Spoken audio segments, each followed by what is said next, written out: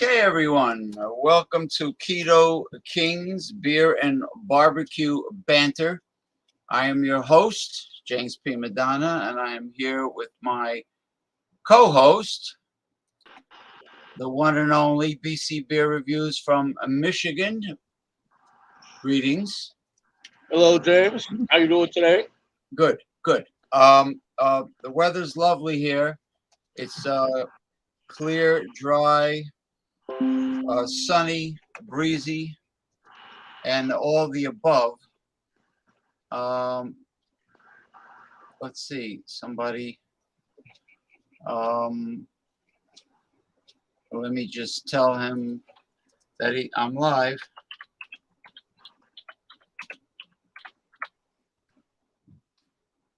And where I'm live from.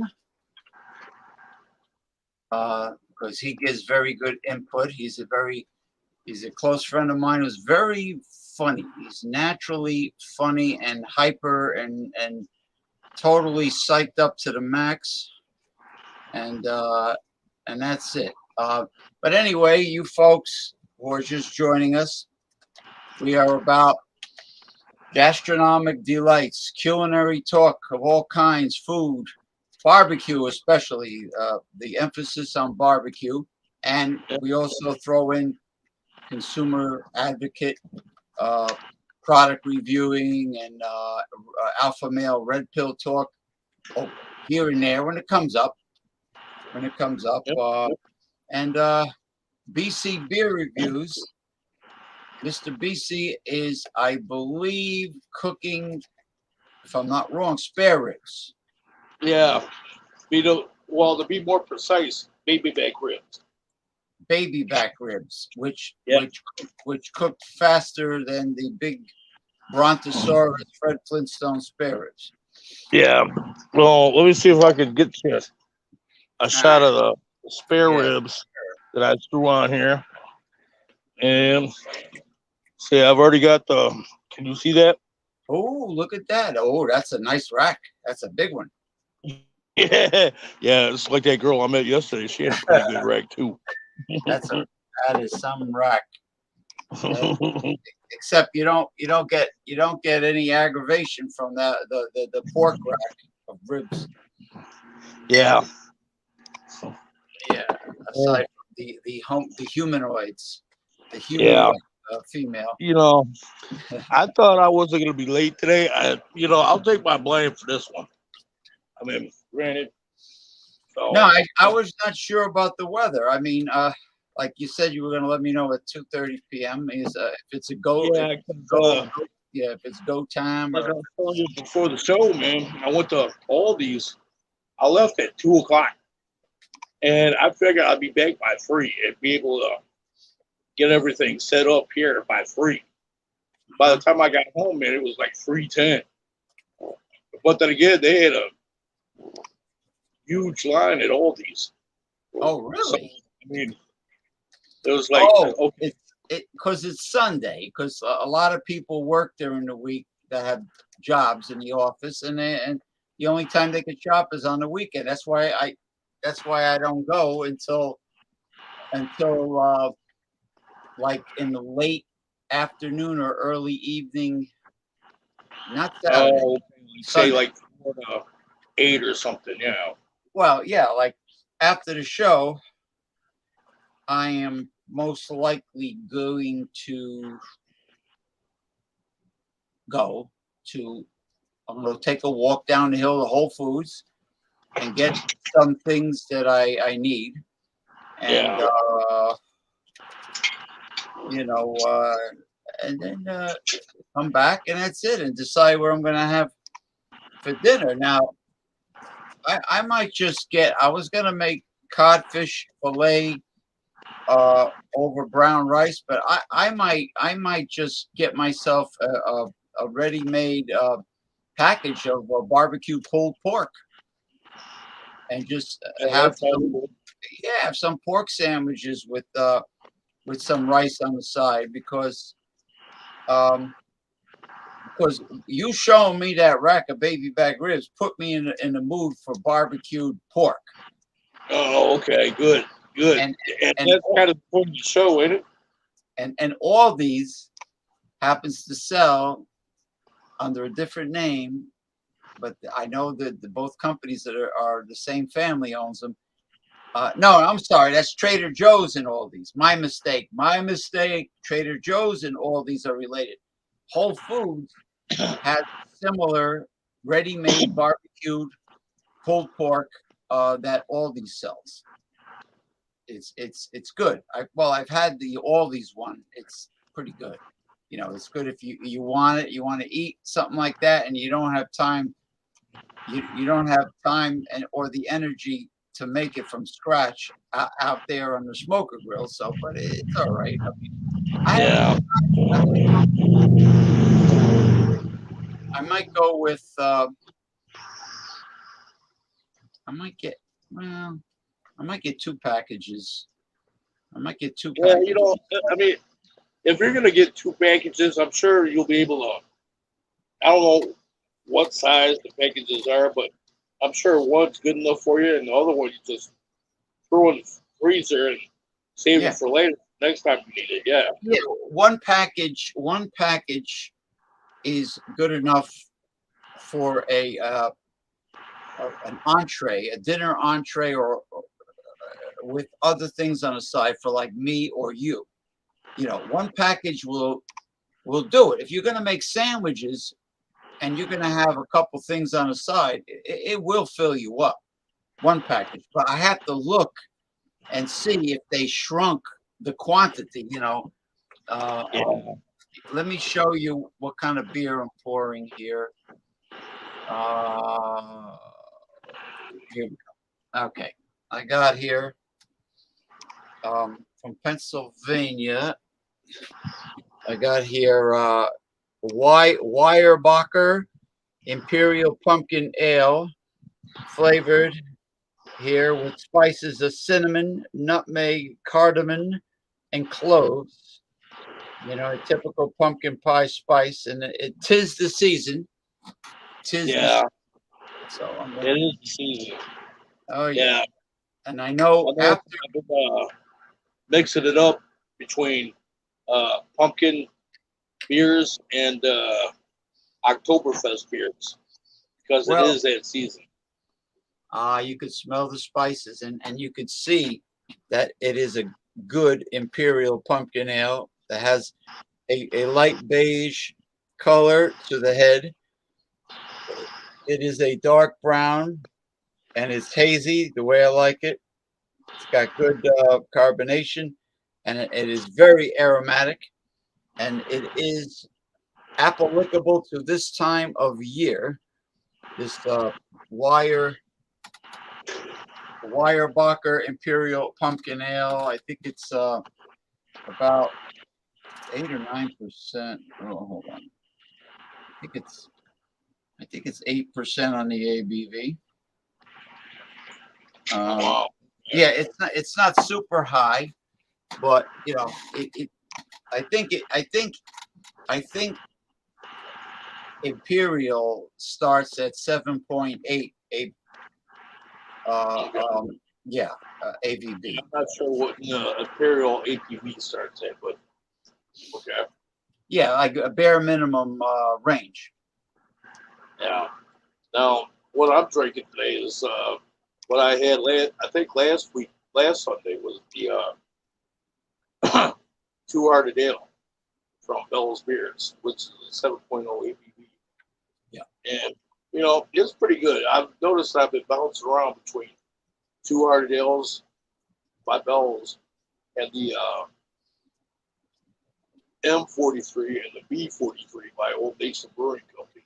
Now, the Old Nation's pretty much out of the northern part of the mid, or, the mid of Michigan. Mm-hmm. And I don't know. I used to be really heavy into the lagers, especially like base beers, before I started doing my beer review show. And, I started doing a bunch of IPAs, and it's like, it just turned me on to a different style of beer, which is awesome. So, I mean, I was drinking Milwaukee's Best Ice for like 7, 8 years before I started doing my show. And it was like, you know what, I got to break out of this habit of drinking one style, because I would stick with one style and then switch to another style. Mm-hmm. Now the shows kind of maybe try a style twice a week.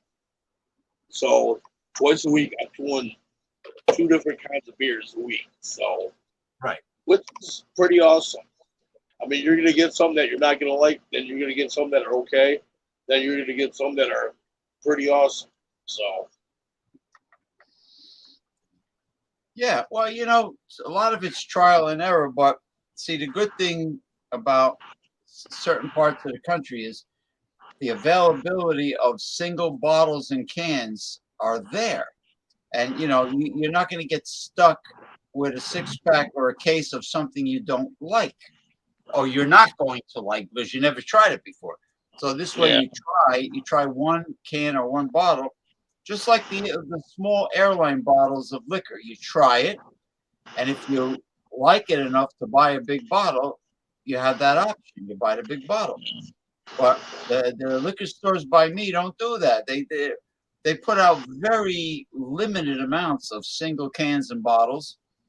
The only thing they're starting to do is put out airline bottles of various popular liqueurs and hard liquors, which is good. Because customers may want to sample something for the first time, and I think that's a good sales tactic. So as part of my consumer advocate tips of the Chislets Hall of Shame, I say cheers to the retail liquor store managers for doing the right thing by allowing people to get the airline bottles. Now, the question of beer, stouts, ales, porters, we don't have that. Other states, they're smart. They put out a lot of singles for people to try. yeah, but there's pros and cons to everything. Now, as far as like what you're saying about the bottles of like porters, stouts, and anything else, yeah, I'm in total agreement with you. But the one thing you got to check out for is like the package date or the best buy date on these bottles. And I remember one review I did specifically. I bought a 6-pack, thinking that it was good, but it was like 10 months old by the time I reviewed it. And it was like, that, I mean, I'll take my blame for not checking the dates on it at that time. And okay, but then again, it's also up to the proprietors of these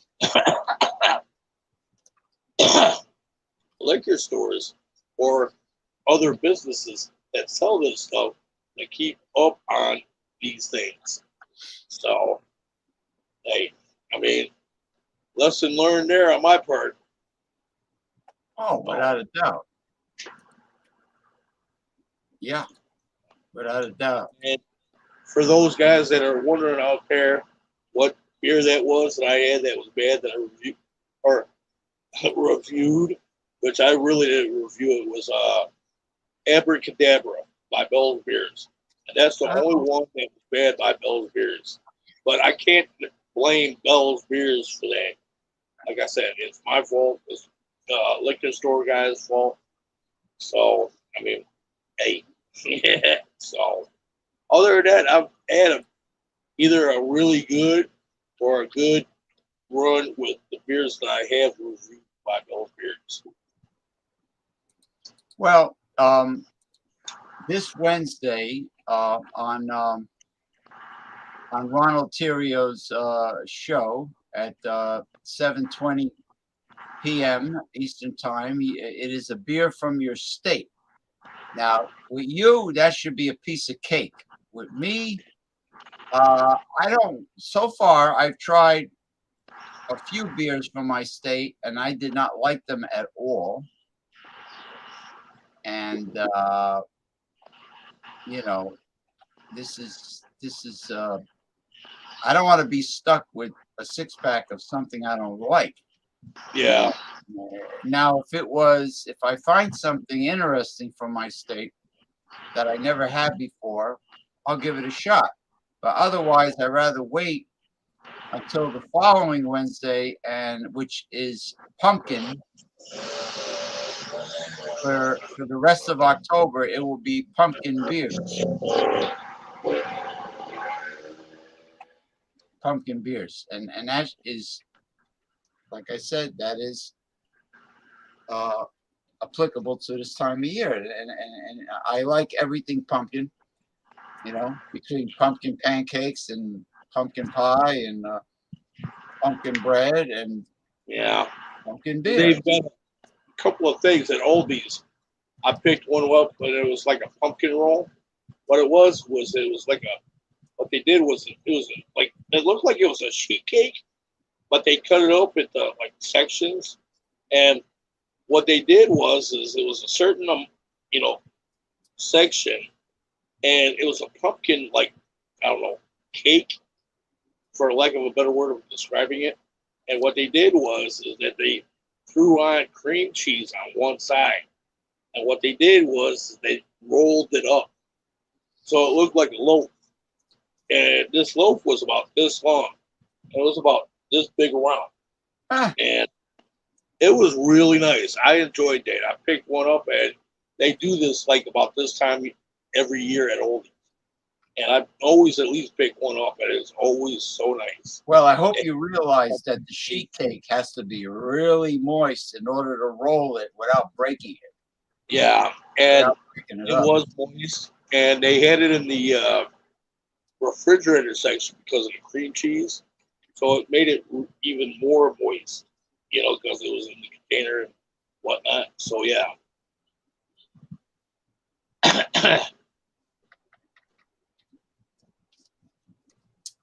Yeah, that's interesting. That's I mean, I have I got my shipment from Amazon Prime, and one of the items was what I was looking for: a little over 5-inch cast iron skillet, a little baby cast iron skillet for making. I mean, you can cook anything that will fit in a 5-inch cast iron skillet, but my main reason for getting it is for eggs, because I wanted, you know how you crack eggs in a large pan and the eggs just sort of, cover a lot. They go all over the place, covering a large area, and then when you try to pick them up, you got to do some work to get them together. Well, with the small cast iron skillet, it cooked in a thick disc, like an egg McMuffin style. They cook in a round disc that is, you know, that all the eggs are together, and you end up with a disc that like when they make egg McMuffins. Yeah. And it should be easy because the yolks and the white of the egg, everything is together. You know, due to the small cast iron skillet. And that was my main reason for getting it. And you know, I received some other things of interest, things that I needed actually, but it came overnight. I only placed the order last night, and it says delivery today. So you know, you gotta love with the free shipping. You gotta love Amazon Prime. Yeah. Yeah. Yep. I use cast iron skillets for cooking when I'm in the house. I've got like what you're talking about, a 5-inch skillet, which I primarily use as a deep fryer for fries. And it kind of helps with the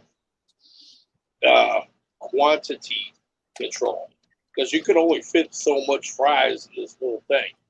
Yeah. And it's like, okay, you got the oil, you got the fries, so you're going to only have only a certain amount of fries in this thing. So I keep one, that 5-inch one is a deep fryer.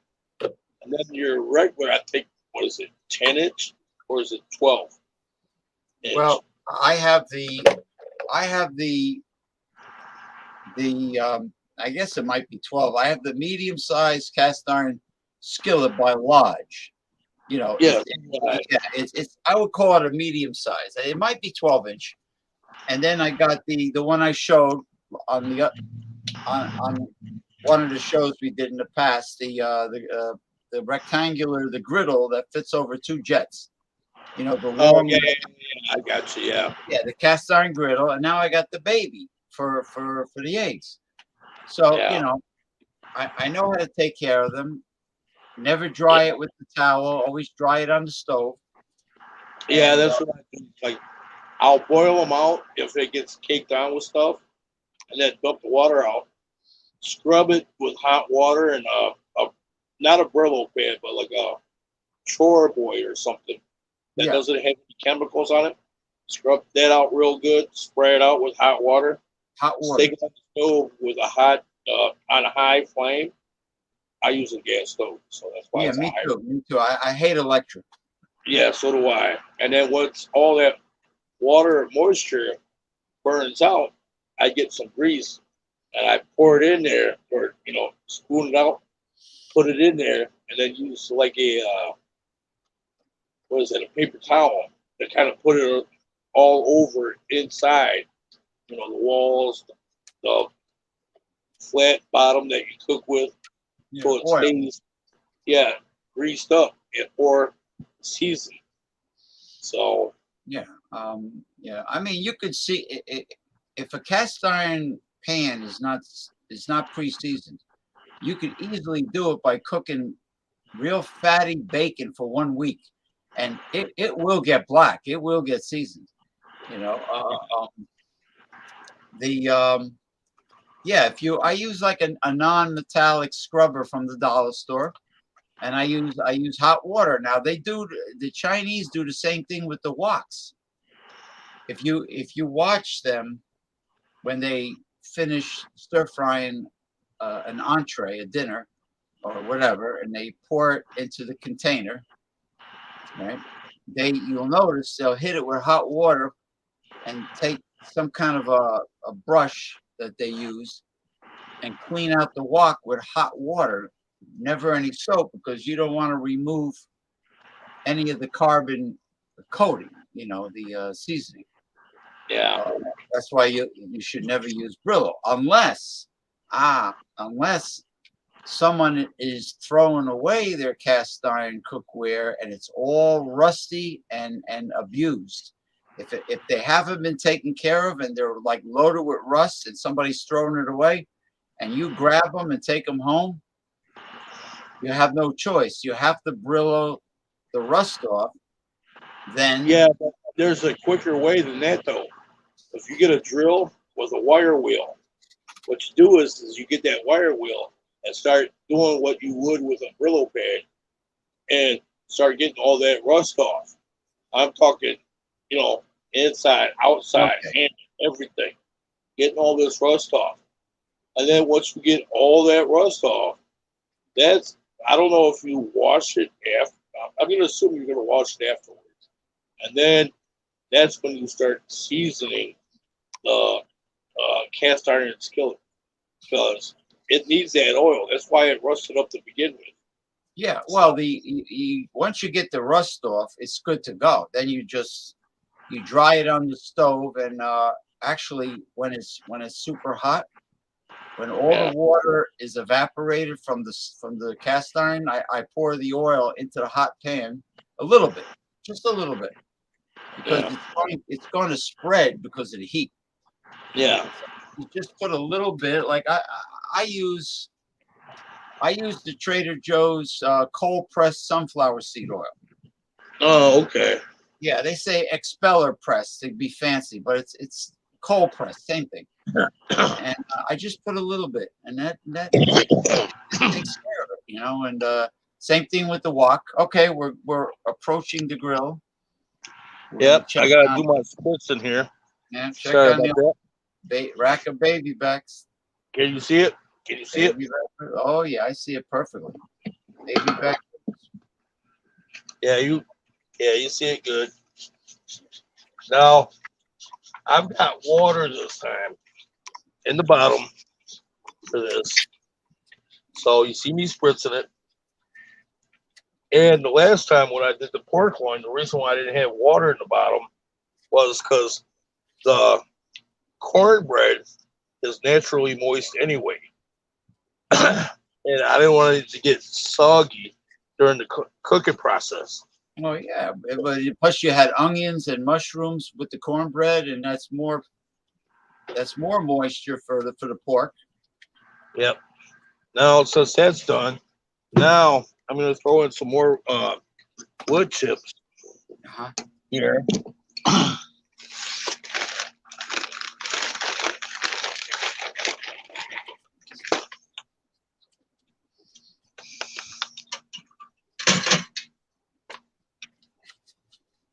I think you dropped a few. Yeah. And you just pour. You got a big sack of wood chips here. Yep. Is that a blend, or is that like applewood or hickory? What exactly? Oh, they're hickory chips. Hickory. Yeah, that's perfect. That's great for making bacon. For your put the pork. I've seen some that used what is it, applewood hickory chips. So yeah, applewood's good. Yeah. Now I'm stepping aside. I've got to get me a couple of more beers. So. Okay. All right. I'll just start talking a little Chisler's Hall of Shame, little consumer advocate stuff here.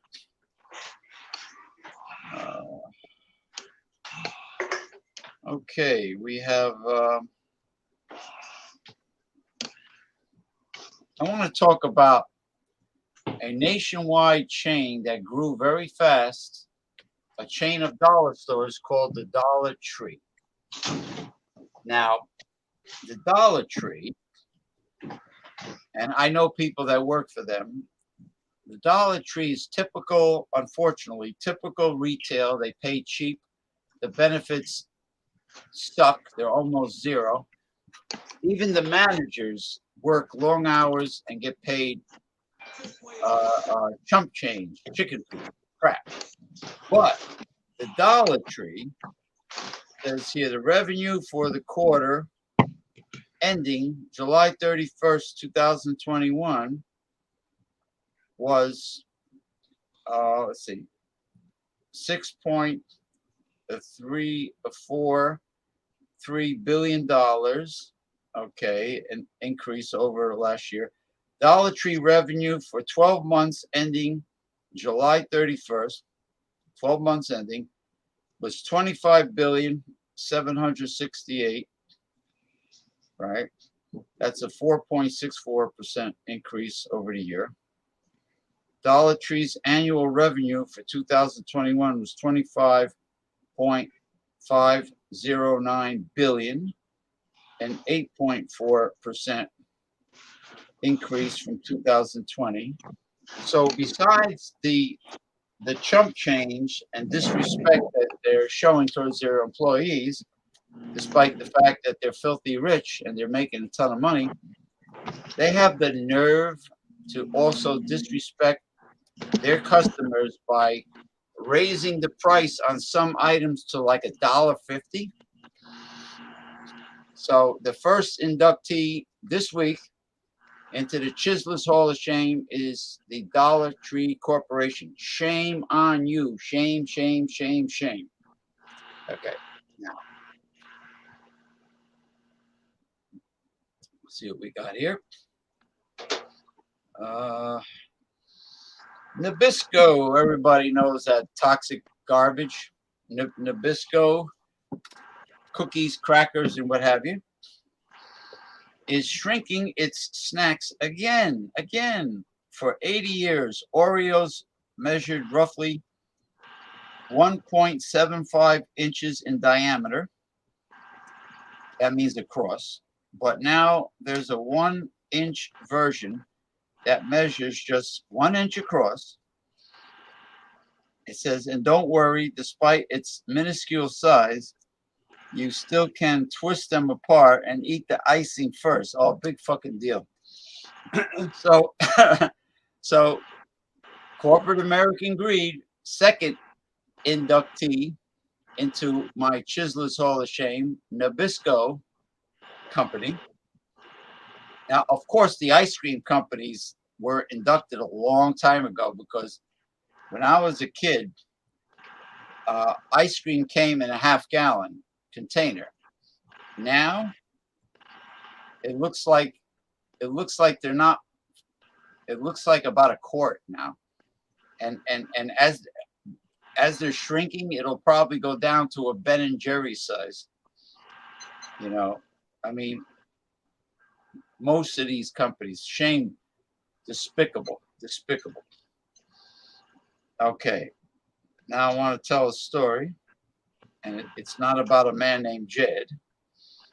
I'm going to tell a story about an infomercial product that I purchased this month that has been advertising on TV quite a bit. It's an American product. It's an electric razor. Okay, a rechargeable electric razor that uses a USB cord. They've been playing the infomercial often. It's made by a company called Bell and Howell. Bell and Howell rechargeable electric razor for $20. Well, I tried it, and as soon as I got it, the damn thing fell apart. The bottom fell out, so all the electronic components were hanging out the bottom, and I could not snap them back in. It will not snap back in, and it took almost 8 hours to charge, which is pathetic. It's terrible. And after about 2 weeks of using this Bell and Howell infomercial electric razor, it stopped cutting my whiskers. So it failed to do its job after just like a little over 2 weeks. So Bell and Howell, and as well as infomercial products, you are the third inductee into my Chislers Hall of Shame this week. Shame, shame, shame on you. You're despicable. You have contempt for the customer. Okay. Now, I ordered for $5 more. I ordered a very highly rated electric razor made by a company in Taipei, Taiwan called Yosun. And it got very high ratings. And guess what? I charged it from the USB port on my desktop, and it charged fast. And I'm going to try it for the first time very soon. And I'll let you know how it works because it got really high ratings. So I put my faith in Asian made electronic products, whether it be from South Korea, Japan, whatever, Taiwan. Cheers to Asian made electronics, and screw the other ones, the other inductees. Oh, let's see if there's any other Did you ever see that missteps. movie Back to the Future 3? What's that? Did you ever see that movie Back to the Future 3? Yeah. Where Yeah. Martin go back to the Old West? Yeah. Well, it got me thinking. Doc Brown, the one from 1955, ends up, or was it 55? No, the Doc Brown from 85 goes back to the Old West. And Right. so what they did is Doc Brown had the time machine, and Right. he was going to the Old West, but he didn't have any components to help him get back to 1985. Oh, okay. So he had to live his life out in the Old West of Hill Valley. And so what's he do? He hides the DeLorean or the time machine car in a cave. So the 1955 Doc Brown and Marty could find it. And it was like there for like 75, 80 years. Now you got to worry about like something like that, dry rot for a car, like, you know, the hoses, the tires, that sort of thing. And you know they don't have the specs for the hoses for a DeLorean back in 1955. Tire size, that might be a different story. They might have all the tire sizes that you need. Right. Okay, but okay, let's say they can find all the, you know, stuff like piping, you know, rubber piping or whatever for the hoses for the engine and whatnot. And they have to get the electronic components for the car. Okay. And this is where I'm going, is the electronic component. And this is just a movie, so I'm just talking here, so don't think nothing of it. But they start putting these components together, and Doc Brown looks at the chip and says made in Taiwan. And he had this type of things like, oh, Taiwan can't make, you know, nothing right. This, that, the third. And Marty McFly was like, man, all the best electronics come from Taiwan, Japan, China, and all this, that, the third. I was like, dude. So. Well, you know, I was reading a lot of the reviews, and they said that this Taiwanese electric razor, foil electric razor, blew away the expensive Braun from Germany, and blew away Norelco, and blew away Remington. Really? Yeah. So I mean, you know what attracted me? I didn't even see the reviews yet when I decided to buy it. I saw the price, $25 versus the $20 for the piece of garbage Bell and Howell. Yeah, I hate it when that happens. Yeah. It's really. Now, of course, I've done this in the past, but another inductee into the Chiselers Hall of Shame are restaurants. When a restaurant first, not any one in particular, but I can name some. When they start out, they're generous with the portions. They give you big portions. They give you great quality, and at a reasonable price. So then they become the hot spot in the region, right? And Yeah. now the dining area is full. Then after they become established, they decide to start cutting corners and get stingy and greedy, and they come out with a new menu with new higher prices, much higher prices. They cut down on the portions.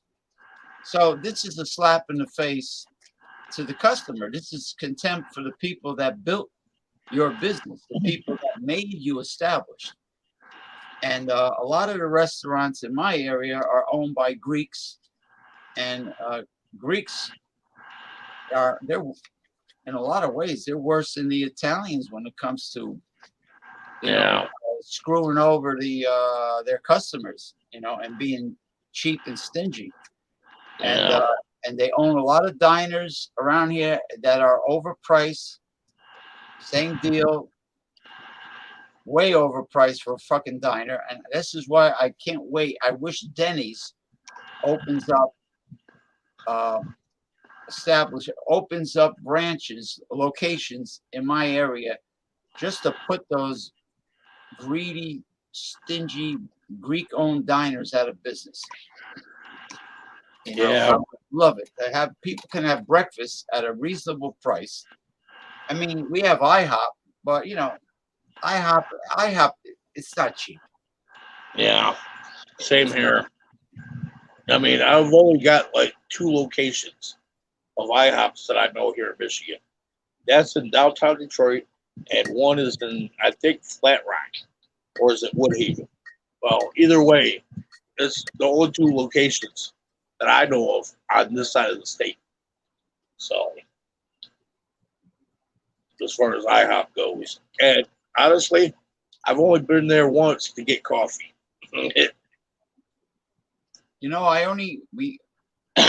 All the advertisements I see for the Golden Corral, we don't have one Golden Corral in my region, not one. Really? And I would love to try it. Do you have Golden Corral in your? Yeah, we've got one in Taylor, and it's kind of like an all-you-can-eat buffet type of thing. But I'm sure you do that, and it was real nice. I liked it, and I guess it was like when the first 2 months or whatever, how long it was that they first opened. Boy, they were jam packed. They couldn't keep up with them because everybody wanted to go to the Golden Corral. And me and my brother ended up going there maybe like a little after a year after they opened, and they were still pretty busy. So, yeah, it's kind of like a Sonics.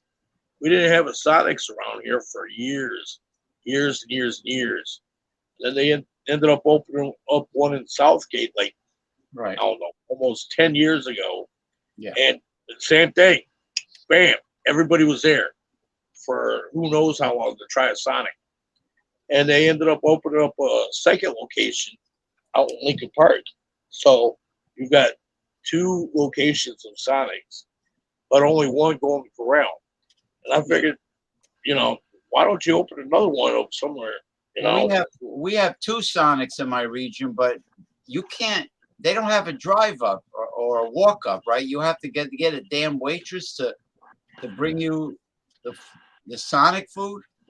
Yeah, it's kind of like a A&W, where you got to drive up and order at the speaker. Yeah, and then you got to leave them a tip, and then you have to touch money, which I never do. You have to touch money before you eat. You can't.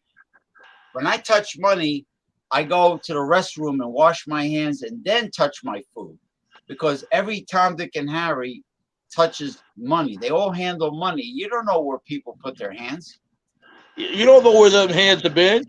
You don't know where the damn hands have been. I don't touch money and then touch food. Good morning, my dear Masumi from Japan, outside of Tokyo, Japan. It's very early for Masumi. It's now 5:30 a.m. in the Tokyo region of Japan, and she recently had a typhoon, and I hope it wasn't too damaging to her area. The typhoon. I'm sure you can tell us about it. What happened? So, but anyway, it'd be nice if she would come on the show. Yeah, all right. She can. Yeah, you're welcome to come on the show, Masumi, with your using your webcam.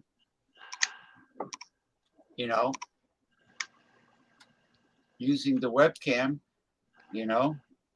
Yeah. Very, very not very lovely lady. And I toast Masumi and Japan, which is having a tough time with the COVID-19. I'm surprised because it's a first world country. It's very technologically advanced. Yeah. I mean, if you could make an android robot that has a intelligent, normal conversation with you and replies to you better than humans do, that's a very technologically advanced country in my book. Yeah. But anyway, Jeff Zambello, I sent him the link. Let's see if he joins. He's always a blast, a barrel of monkeys. We're talking about Golden Corral. No, wait a minute. Yeah, too. And you liked it. Yeah, I liked it.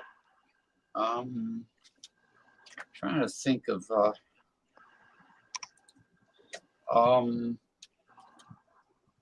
you know what I don't see as much anymore these days is Ponderosa. I don't see Ponderosa as much as I used to. I was just going to mention that. I went to a Ponderosa in Lancaster County, Amish country, Pennsylvania. Yeah, what happened? I don't know. I mean, their steaks were pretty good. I like their steaks. And their chicken wings were really good, too, from what I remember. Uh-huh.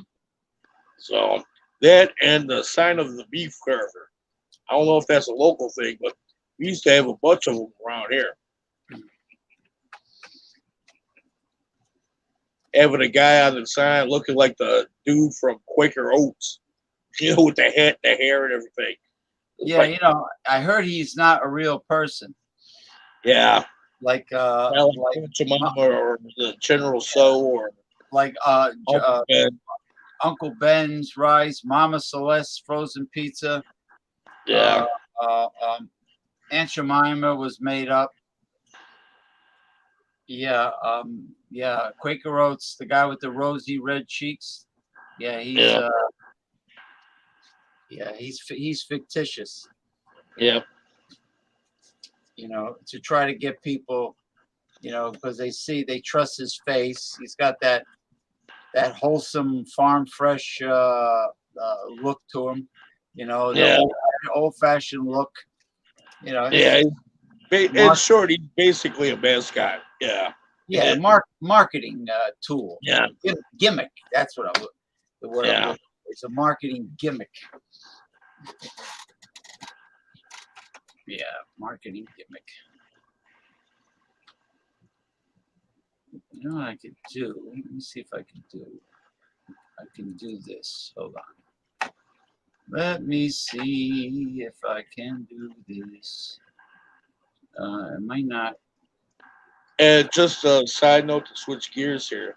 Sure. I posted a video yesterday on a beer I reviewed, and I changed it up just a little bit in my show.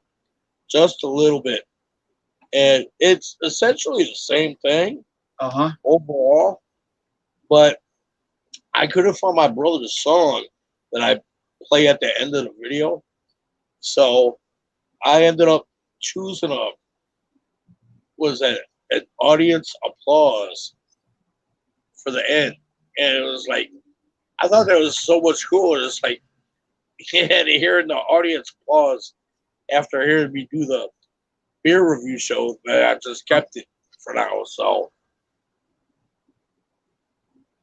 who knows? I'll probably bring back, if I could actually work it, my brother's song that I play at the end. But right now, I'll keep that audience applause at the end.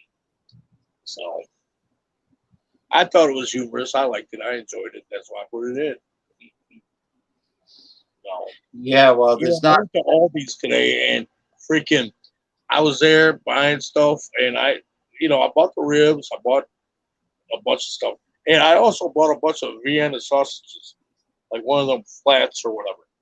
I was running real low on them, so I bought a bunch of them. And oh man, I love Vienna sausages. But what I'm getting at is I went there. I was looking for they generally sell like coleslaw potato salad, and macaroni salad.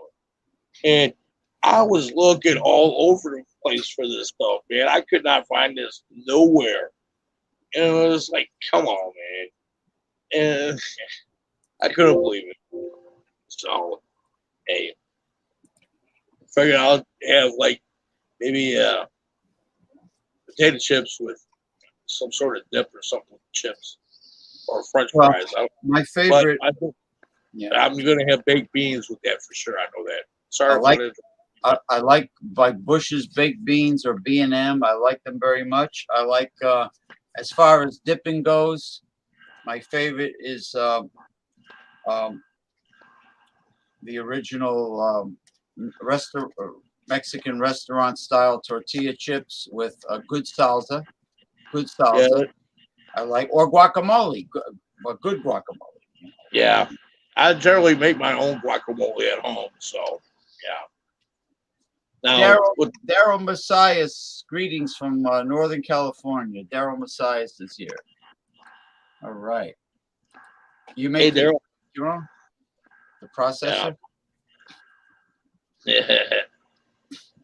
Yeah, the dipping sauce I got for I've got Better Made wavy chips, which Better Made's made in Detroit. That's another Michigan-based product. But anyways, uh, I got what they do is you get like a thing of sour cream and an onion mix, and you mix those onion mix into the sour cream, and it's kind of like a French onion mix for your Oh, chips. my mother used to do that. Yeah, she used to get the dehydrated onion soup, Yeah, the packets, and she used to open yeah. them and put them in a sour cream. And when she made the Yankee pot roast, when she made the pot roast, she stirred flour and a packet of the onion soup mix into the drippings of the pot roast, the to make gravy.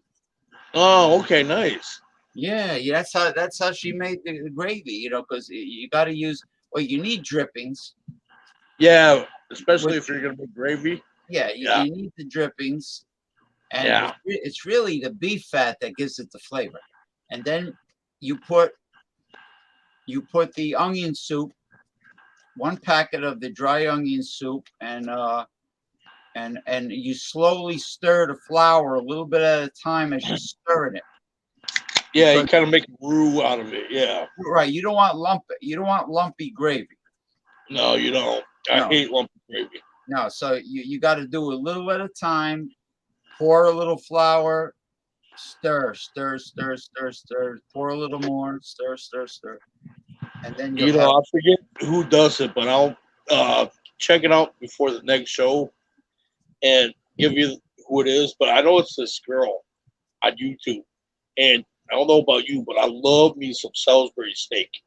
Now I've got two different stories to tell here, so I'm going to just take with the Salisbury steak right now. And with the Salisbury steak, this is really good. It's really easy. I mean, it might seem maybe a little bit of a trouble, but if you want a really good Salisbury steak, this is the recipe to go for.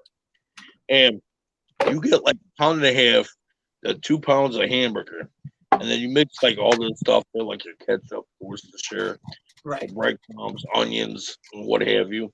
And then you make the patties for the Salisbury steak.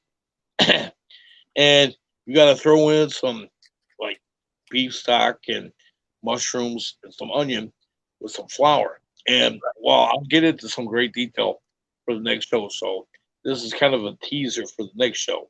I like And, I like and Salisbury. yeah, Salisbury. I love it But myself. it's the gravy. It's the gravy that makes the Salisbury steak. Yeah, and you can use the gravy for your mashed potatoes as well. Right. Put a little bit on the Salisbury steak, and then put a whole bunch on the mashed potatoes, You know and what then I maybe used? have You corn know, or peas or something with the mashed potatoes. I was just And I was just going to mention it. I used to, as a kid, I used to take the home style mashed potato with the gravy in it, pick it yeah, up, and then turn it upside down and dump and put it on top of the little green peas on the peas or the yeah, corn, and then it sticks to it. Like yeah, Yeah, just and then eat it and eat the mashed potato with all the And gravy and the vegetable at the same time. Yeah. yeah, it tastes great though. But it has to be, you peel the potatoes, boil them, put the milk or cream, butter, and you get the potato masher and make it home style, which is really it's what I use to make the tuna salad, chicken salad, or salmon salad. I use that mashed potato masher, and it's with the mayonnaise. It makes it really easy. That's what I used to do. Now you're Now getting back you to said the mayonnaise. Now salad. are we talking real mayonnaise or are we talking Miracle Whip here? No, Miracle Whip tastes like shit. No, it's Okay. got to be real Okay. whole egg yolk, like like a Berman's or Hellman's or Yeah. yeah, it's Yeah. got to be whole egg yolk. Real mayonnaise. Yeah. Hardcore mayonnaise, which the late great Dr. Atkins says is healthy to use. Yep. It's actually good on a ketogenic program, and it's Yeah. I've got one jar of mayonnaise in the fridge, and then I got one sitting in the pantry because I generally make up a lot of potato salad and sometimes pasta salad that calls for mayonnaise. I So, guess the egg potato salad is you put the hard boiled egg yolks in with the mayonnaise and the potato. You whip it up. I'm assuming that's how egg potato salad is made with the hard boiled egg yolk. yeah. But I took one taste of Miracle Whip many years ago, and I go, I said, never again. Yeah. I mean, if I go into a place and I order like a club sandwich and they throw mayonnaise on there or Miracle Whip, okay, fine. I'm not gonna bitch. I ain't gonna complain. I'll eat it, but I'm not gonna give it no good score. But if I go into a place that orders the same club sandwich with mayonnaise on it, oh, best believe I'm gonna give it a good score. Yeah, I even like egg salad a lot. To be honest with you, I like it. I like it very much. I mean, Yeah. uh, You know what? The one thing I enjoy eating now as an adult that most of the kids today don't eat, from what I could tell, is liverwurst. I love it. Braunschweiger. I love Yeah, liverwurst. Try to liverwurst at all these. It's so reasonable, and it's not yeah, that's what I try. Yeah, big or one. that's what I eat. It That's comes in the in tube. Yeah, comes in a big fat plastic tube, like a bologna. And let yeah. me tell you, all these liverwurst is really good quality and at a low price. And I gotta give all these. I gotta say cheers to their liverwurst, man. I used to get it all the time. It is, and you get some spicy brown mustard, some deli, Oh, and you put that mustard on it on your favorite bread, and yeah. For a sandwich, yeah. if you want to put tomatoes on it, you can do that. Whatever you want to do, you squish it down. You flatten it with your hand, and that's a great sandwich. Yep. Bart Robinson. Good afternoon. He just finished cutting the grass. Cheers. Cheers. I like what people in American Southwest and the Jersey Shore and anybody that lives near the coast does. Like my brother, they have instead of grass, they have the fancy decorative stones, the pebbles, different colored pebbles, and it's like a Zen Oh, garden. kind of like a rock garden. Yeah, Yeah. you don't have to cut that. You don't have to mow that. The only Decorative thing you pebbles. might have to worry about is maybe weeds. Other than that, you're pretty much good. Yeah. Yeah, you gotta pull the weeds, but I mean, Yeah. how many weeds are really gonna grow through? I mean, if we put that, what is that? I don't know what they put down, but it's like a black tarp, for lack of a better way of saying it. They'll put down like a black tarp and then throw the rocks on there. But you got to pull out all the vegetation before you put that tarp down. before you Then put put the the tarp. rocks on. Oh yeah, the And tarp will work. yeah, and it's like a landscaping tarp. And they'll throw the rocks on, and you really don't have to worry about the weeds after that. Well, getting back to Aldi's, do they still have the deal where you have to bring your own bags?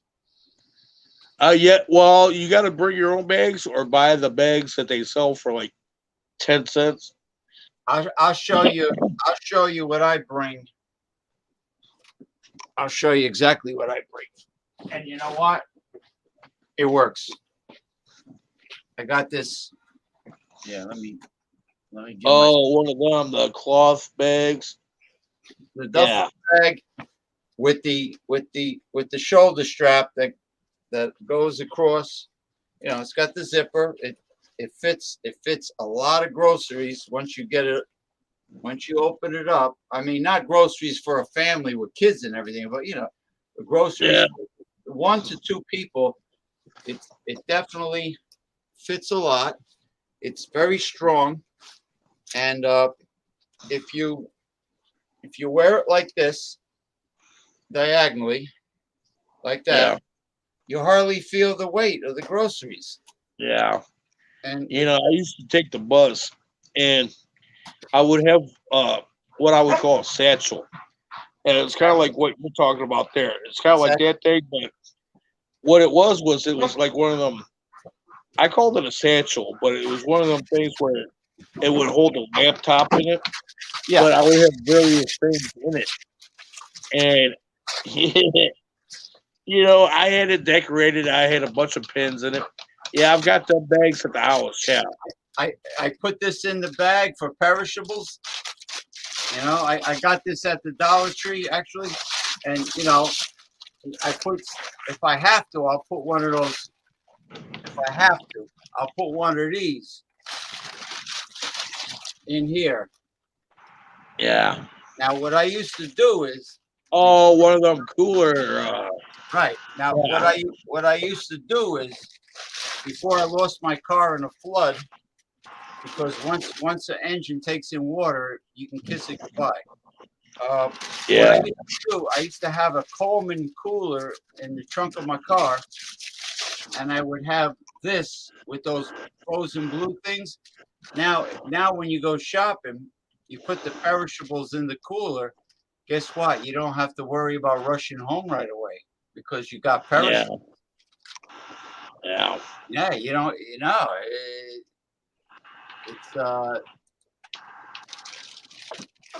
Yeah, it's The yeah. guy Paul went, Robinson knows. He knows. yeah. You know, when I was driving, I would have a bunch of them bags from Uh-huh. Aldi's in my trunk. So whenever I did go to Aldi's, I had a bunch of their bags. Uh-huh. So here we go. We're checking on the ribs again. Oh, Now what? I'm gonna, We gotta get now I'm gonna flip this one of baby them. back ribs, brother. Baby back ribs. So I'm gonna flip this around so it cooks equally on both sides. All right. We got And yes, smoker. I've got water in the bottom of the smoker this time, so we got water there. Now I'm gonna spritz this again, Yeah. so it stays nice and moist. The Gorilla Grill. Yeah. Now I've probably mentioned this before on the last show, and if you notice, there's not that much dry rub on this ribs. Reason being, I know I've probably said it before, but it's because of the smoke. Now, when you're smoking something, Right. you don't want to cake it on there like I don't know, like a coat. And yes, I said coat, COAT, coat. Yeah. And reason being is that it ends up hindering the smoke process Uh-huh. when you go to smoke something. And it has a harder time getting into the meat when you cake Really? all that dry rub on there. So Now, the dry rub cakes forms a caked on coating on the surface of the meat. yeah, it hinders it. Yeah. Now, I've always sprinkled mine on, so whatever fell on, that's it, and it helps with the smoke penetrating the meat. Now you're going to get three different flavors. Well, okay, two different flavors for sure. Mm-hmm. Okay, you're going to get the smoke flavor that I'm putting into the ribs now. Okay, and we got a train coming, so I'll try to speak in between the blowhorns. Nah, the train is nice. It gives that nice, like a Western uh, sound. Sound. Wow, that's loud. Sounds of the Wild Wild West, I guess. Yeah, All right. but Okay. as far as that goes, you're going to get a taste of the smoke, and you're going to get a taste of the tri rubs on the ribs. Now, the spritzing part, I've got a mixture of lemon and apple juice. Now, any old school person knows apples go good with pork. Somebody back in the 50s ordered pork chops. What's Right. one of the side dishes? Applesauce. Because apples always goes good with pork for some reason. It just does. And that's why I've got the mixture of lemon, because lemon kind of helps break up the fats on the inside, gives it a little bit of bitterness, helps that out. But then you've got the sweetness of the apple juice just making everything come out. So, yeah, I wonder. that's why I do it that way. I just thought of something. You know what would be good with the cornbread stuffing of the next pork loin? You, Yeah. you you get some Granny Smith apples that they use for pies, and you peel them with the And then cut potato 'em peeler, up chunks. Yeah. and you cut them. You cut the wedges, all right, and you mix that in there in the cavity. I mean, in the middle of the pork loin with the onions and what have you. Yeah. And well, actually, you can even do that in a turkey stuffing if you're going to smoke a turkey in there. Yeah. Now, if I'm going to smoke a turkey, that's going to be an all day thing. I'm going to have to get up extra early to start doing that if I'm going to do that on Thanksgiving. And I much rather do a test run on my day off to see how long it would take for me to cook a turkey, so I know how long to cook it for Thanksgiving. Yeah, well, You know, I'll tell you right now, to do a turkey in the smoker grill the right way, you're gonna need a good 12 or 4 to 14 hours of time, and you're going to. What I would do is, I mean, you're gonna have to watch the coals. You have to keep it full of fresh coals, or yeah, or you, or you can get some fire. You can get some good dried firewood if you can keep it dry. yeah. I mean, I've already got like a bag and three-quarters of a bag of charcoal right now, which I'm going to have to run down and grab some more for wintertime. And so, I mean, it's just one of them things where I'm going to have to stockpile charcoal for this And, grill. and I hate to say, well, I don't not hate to say it. Realistically, I realistically have to say that it might be much more economic for you to find a supplier of firewood. And yeah, I know a place where I can get a cord of wood for $40, and they say a cord of wood is like 4 feet by like 6 feet, and I get that for $40. And this is kind of like a layer, kind of like where a single, like I don't know how to describe it. It's like a section where they do it and they pile up. So it's like 6 feet by 4 feet. So what is it on a pallet?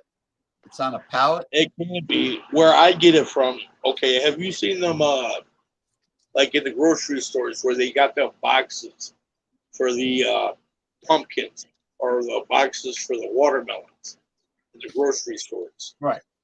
Yeah.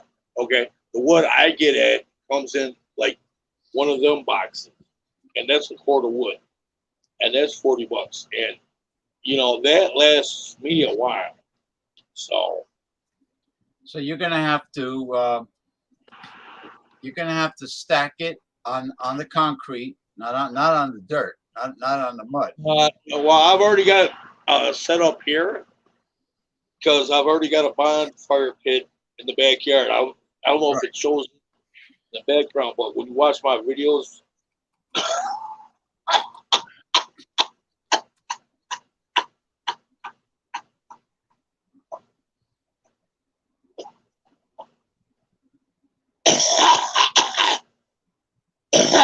when I review beers, I've got my fire pit in the background, and generally I get a quart of wood, but I haven't been able to get a quart of wood because I don't have a car right now. So I've been getting like them little bundles from like the gas station, 7-Eleven, or Dairy Mart, or what have you. You have like a canvas tarp to put over it. Yes, I do. I've got a tarp to put over the wood to keep it dry. Yeah. All right, good. And you're good to go, because I have a feeling that in the long run, the wood is going to be a lot cheaper than you constantly buying charcoals. I mean, Yeah. Well, I mean, if I get wood for $40, I don't have to get. I get a bag, like a Kingsford size bag. I mean, a big bag. Yeah, but that goes fast. That goes fast. Yeah, it goes fast, but $7, and that's what 28. So you can get maybe what, just a little bit more than 3 bags of charcoal. Okay, 4 bags of charcoal is going to be more than $40. So yeah, I get what you're saying. Yeah, and then you keep that firewood dry, and you're good to go. I mean, I think a burning firewood will last a hell of a lot longer, also in your grill than charcoals. Yeah. I mean, for that firewood to disintegrate, it's going to take a long while, because the firewood usually turns cherry red and stays that way for a long time. Jason Cleveland, greetings, happy Feliz Domingo, as they say in Spanish. Okay, hold on, I'll be right back.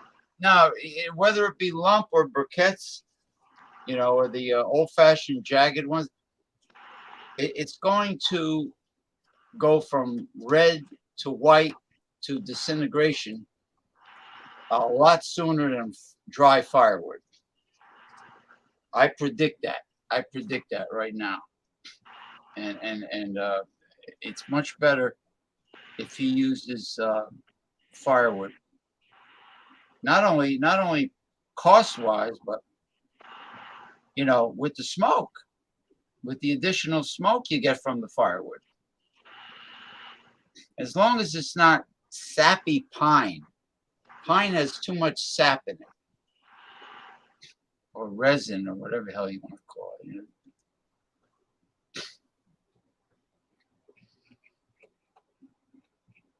Well, anyway, welcome everyone to Keto Kings Beer and Barbecue Banter.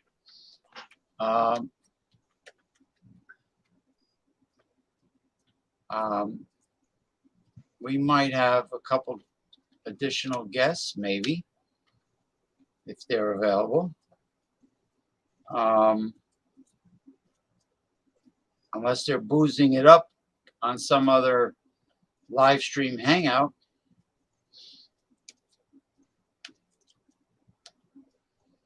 I did 3 pretty hard-hitting live stream videos on the Gabby Petito murder case with Paul Anthony Mantia, and they're those videos are on their way to become viral right now. You know, Paul has a lot of clues. He's been working with the FBI, and I've been doing, of course, Fandango Friday with Ronald Theriot every Friday at around 6:20 p.m. Eastern Time.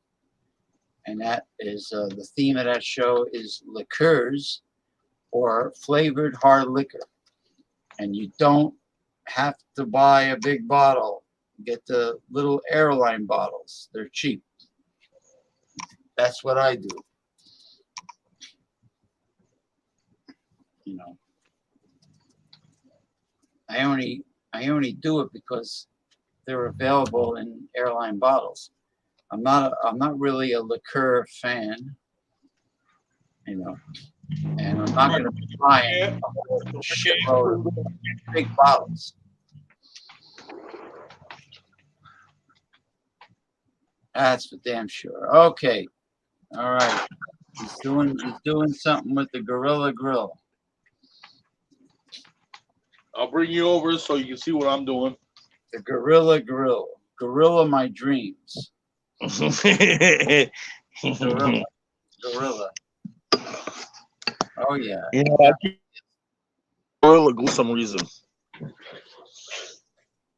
Ooh, this is looking nice. Baby back ribs, people. Yep. A lot of TLCs going into this big rack of baby back ribs. Oh, you can't say I'm not passionate about my food. I know I am. So. Yeah, and he's a stickler for doing it the right way too. Yep. So. I mean, who doesn't love a good rack of ribs? I mean, I definitely appreciate a good rack of ribs. I mean, anything on a smoker grill, anything that used to be alive at one time, anything that moves on a smoker grill is going to be delicious. Yeah. So. Well, for you that came on late, we did a Chisler's Hall of Shame consumer advocate tips.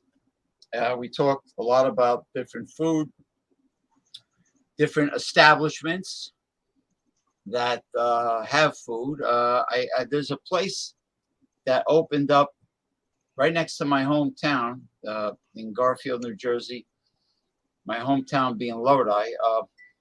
The owners used to work for the famous Katz Delicatessen in Manhattan, where you can get those mile-high hot pastrami or corned beef sandwiches on rye bread. Now, is that the same place that they recorded the movie When Harry Met Sally, or is that another place? That might be it. Katz's Deli, was it? What did you see any mile-high sandwiches? You know, it's been years since I've seen that film, but I'm gonna have to check it out after we get done with this show. So yeah, it's there's YouTube videos of it somewhere. I put their advertisements on the group. Everything is Food, a Facebook group that I created in 2012. Everything is Food, and you know, people are welcome to post their craft beer reviews there and their recipes, their cooking, culinary videos. But anyway, I post Katz's, and there's a few delis, but they're the most famous, and yeah, they make it. They prepare the brisket, either pastrami or corned beef, and they pile it on, and you get a nice high sandwich, and that's the kind of sandwich I like. Is those mile-high sandwiches. Yeah, it's like us in Detroit. I'm literally talking 2 Coney Island restaurants, Lafayette Coney Island and American Coney Island. And when I say they're right next door to each other, I mean they are literally right next door to each other. And I've seen families arguing about No, it's American. No, it's Lafayette. It's this. It's that. No, dude, split up. Go what you like. Come back out, and everybody's happy, man. Come on. What's the And difference between Lafayette Coney Island and American Coney Island? I forget which one it is, but one has a natural casing hot dog. The other one doesn't. And I guess the recipe for the dogs are just slightly different. So there's a debate of which is better, I Lafayette like I or like the American. natural. Yeah, I like the natural casing because it has that snap to it. Yeah. Now I could go either way. I don't mind the snap, but I'm kind of the one that likes the other one. But if I order a coney dog with a natural snap to it, I'm not going to complain about it. So yeah, Now, if you people have a Whole Foods in your region, and I think other stores may carry it, but not the cheapo supermarkets.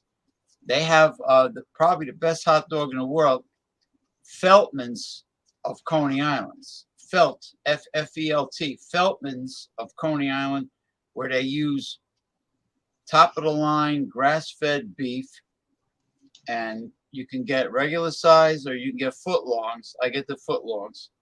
Let me tell you, there's no roadkill in these Frankfurters. They are delicious. They are great, man. And Feltman's of Coney Island. Forget about Nathan's. That's a cheap ass. I was about to say Roadkill. I get Nathan's at Aldi's, and for Aldi's, that's the best hot dog you can get at Aldi's. But that's just Aldi's, though. Now, Yeah, all these has their own. I don't know.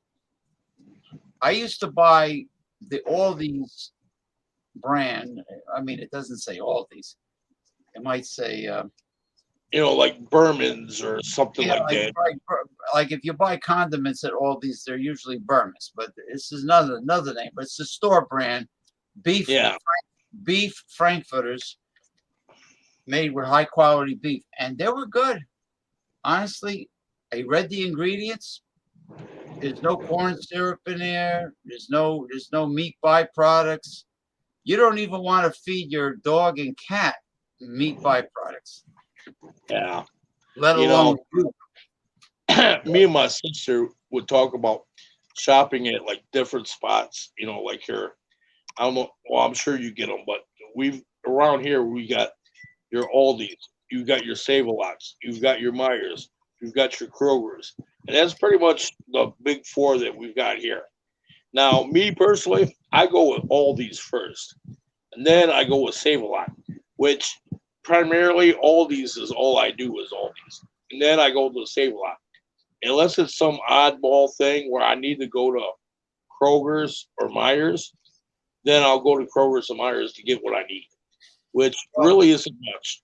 I mean, like that beer can chicken I had to get. yeah. I had to go to Myers for that. And I ended up making some fettuccine Alfredo. Mhm. Now, for some reason, all these they didn't have the fettuccine noodles when I went there. So I had to go to Myers to pick that up. And which ain't bad. I mean, you get like a box of like 12 ounce of fettuccine noodles for $1, which ain't bad. I bought 2 boxes. I know I'm not going to use a ton of Yeah, because I, it. I usually go for the pound of. I grew up with a. I grew up where all the spaghetti boxes or bags were 1 pound.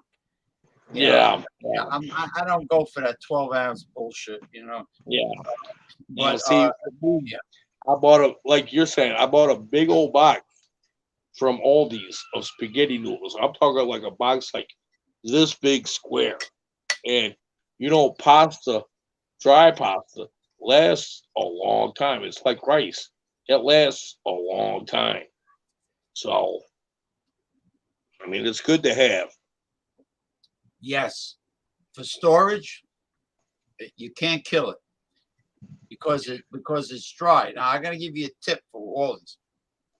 They sell uh, under this Italian name, and it's very cheap. They sell very good quality egg noodles that look like fettuccine noodles. Okay, at a low price in a big bag. You could check them out. If you're gonna make chicken soup or something, use those all these egg noodles. Yeah. You probably can substitute the fettuccine noodles with that because they look practically not exactly the same, but but you do whatever you They're want. yeah. Yeah. And Now, them noodles we're talking about, the ones that come in the bag, but they're like egg noodles or whatever. They're like this long and they're twisted, whatever. yeah, And I generally use them for my beef stroganoff, and they work out really well. And yes, they could go good with chicken soup, like you're talking about. So yeah, now what I used to do is I go in all these. I get the store brand baked beans with the pork in it. I don't want no vegan vegetarian baked beans. With the pork, the brown sugar. I get the store brand. I get a few cans of that. Then I used to get the also very cheap all these German style sauerkraut. yeah, I get that. Sauerkraut's really healthy for you. I mean, aside from the taste. Then I get all these store brand spam, which and corned beef hash, which are not only very low priced, but they're high quality. The spam is imported from Denmark, and there is no mystery meat in it. There's no corn syrup. There's no roadkill. There's no byproducts. If you look at the ingredients of actual spam,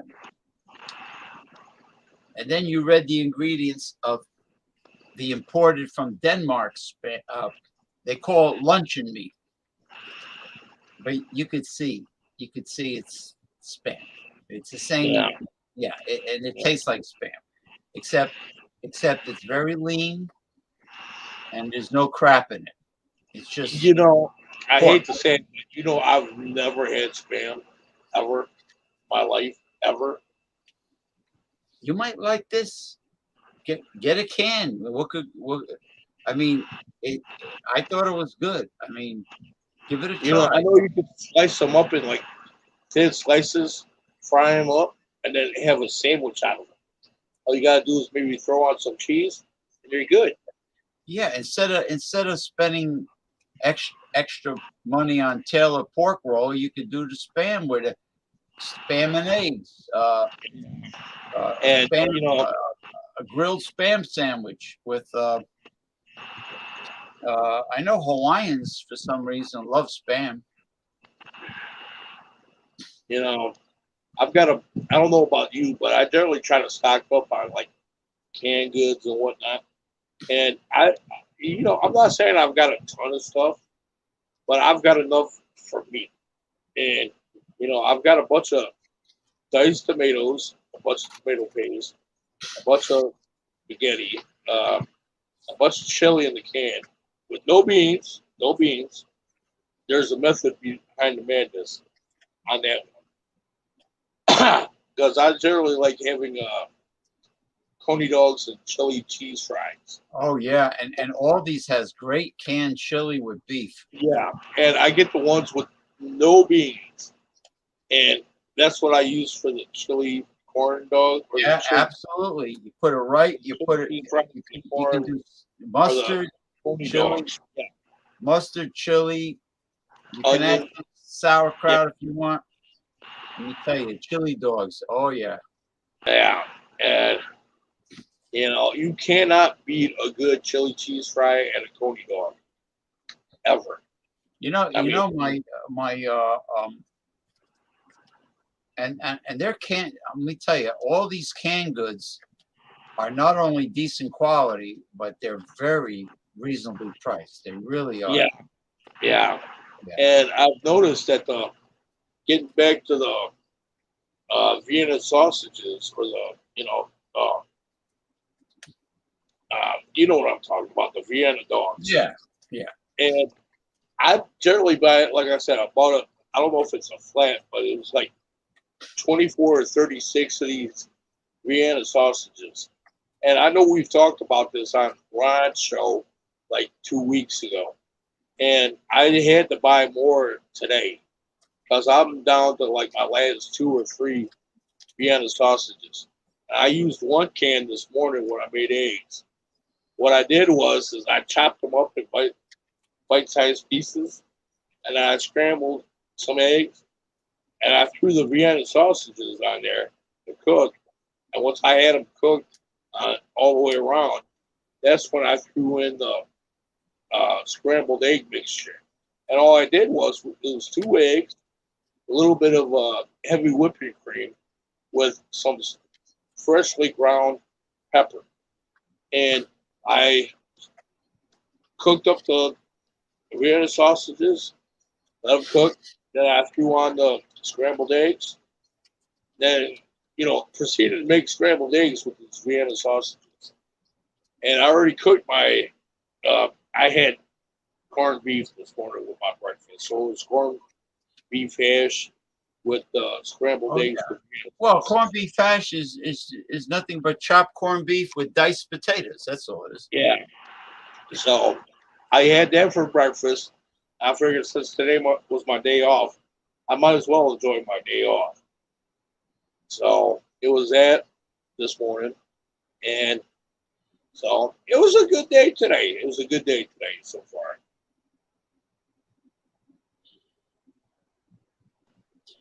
Well, there's a lot of trial and error with cooking, and also getting tips from people who know helps a lot. Like, for instance, don't ever follow the directions about boiling dumplings, raviolis, gnocchis, tortellinis, or spaghetti. Don't ever follow the cooking directions that are on the package. You do not Yeah. boil them for 10 or 15 minutes. As soon as they float to the surface, they're done. Yeah, they're You got to done. take them off the heat and strain it immediately. And we were talking, me BC Beer Reviews, we were talking also about, grilling shrimp. As soon as they turn orange, the shell, get them off. Yeah. Because you don't want to overcook them, because if you overcook them, they're going to become rubbery. And you don't want that. No, that's Dry, a no. So, dry and rubbery. You don't want to ruin expensive colossal shrimp on yeah. the grill. Like, in other words, it's like cooking eggs. When you're cooking seafood, it's like cooking eggs. You stay there. You stay at the stove or the barbecue. You don't walk away. I think the same thing might apply to center cut pork chops or chicken breasts. You don't really want to venture far, because you're talking about 3 minutes on each side. Unless you're smoking. That is a different story. But Unless you smoke. yeah, I'll agree with you what you're saying. Yeah. But, I mean, it's just one of them weird things where it's like, if we're cooking them to cook them, like, if you want them done in like 10 minutes, fine. Yeah. Go with what you're doing. But if you're smoking them, you're going to be waiting a while. Yeah. So. Oh yeah. Well, smoking is smoking. Like you you still have to eat your regular meals. Yeah. So you're smoking also food that is smoked the old-fashioned way also lasts a long time too. Besides taking a long time to cook in a smoker, they do last a long time. So, I mean, you can always eat your smoked food for, who knows, maybe the next few days or something. Or, I mean, I'm sure you could freeze it. Yeah. You can always freeze. You can After always you get done cooking it, yeah, you can freeze it. Yeah. Yeah. Hello there. Enjoy the decline. Enjoy the decline. If you ever wanted to come on video, You should do it from a reclining chair. Then you will be reclining on the decline.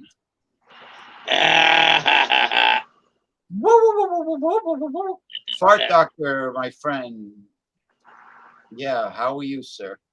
The gastroenterologist of the Intergalactic Medical Center of Gastroenterology, Midtown Manhattan's finest. Fart doctor. I think Fart doctor. I am making right now. It'll be ready in a few days. I am making a new 1 gallon supply of kombucha, homemade kombucha. He's making a gallon of what? Kombucha. It is an Asian thing. It is an organism, a type of mushroom. Oh, okay. Okay. And it ferments.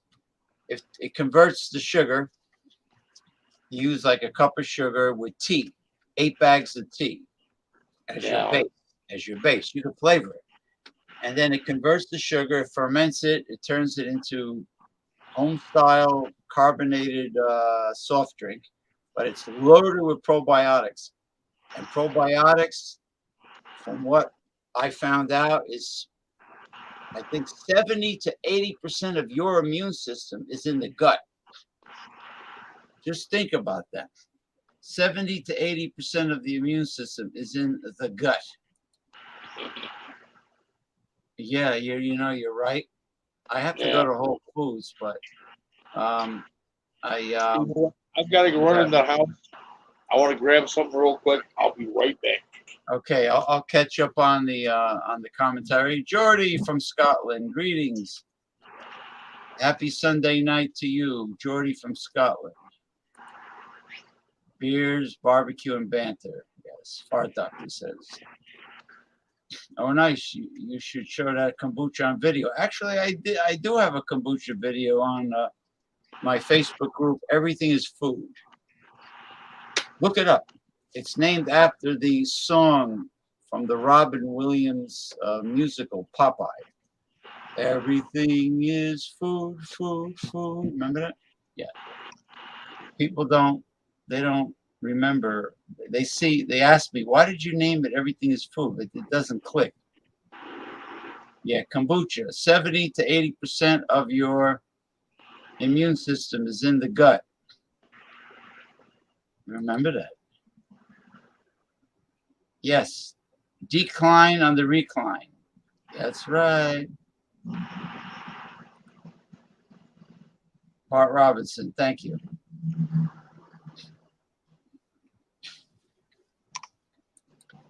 I've been doing the online internet talk shows since 1995. I used to do a show called Barbecuing with Mega Life 21, but they were good. They were good. When I lived in my hometown of Lodi, they were good, except the camera person was a bit of a knucklehead.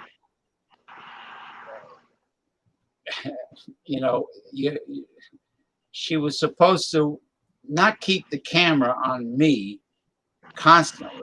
If I'm doing something with the smoker grill, she's supposed to go down on the smoker grill. She's supposed to zero in on the smoker grill, and I had to keep on reminding her. But not everybody has common sense, really, when you think about it. Not everybody has common sense.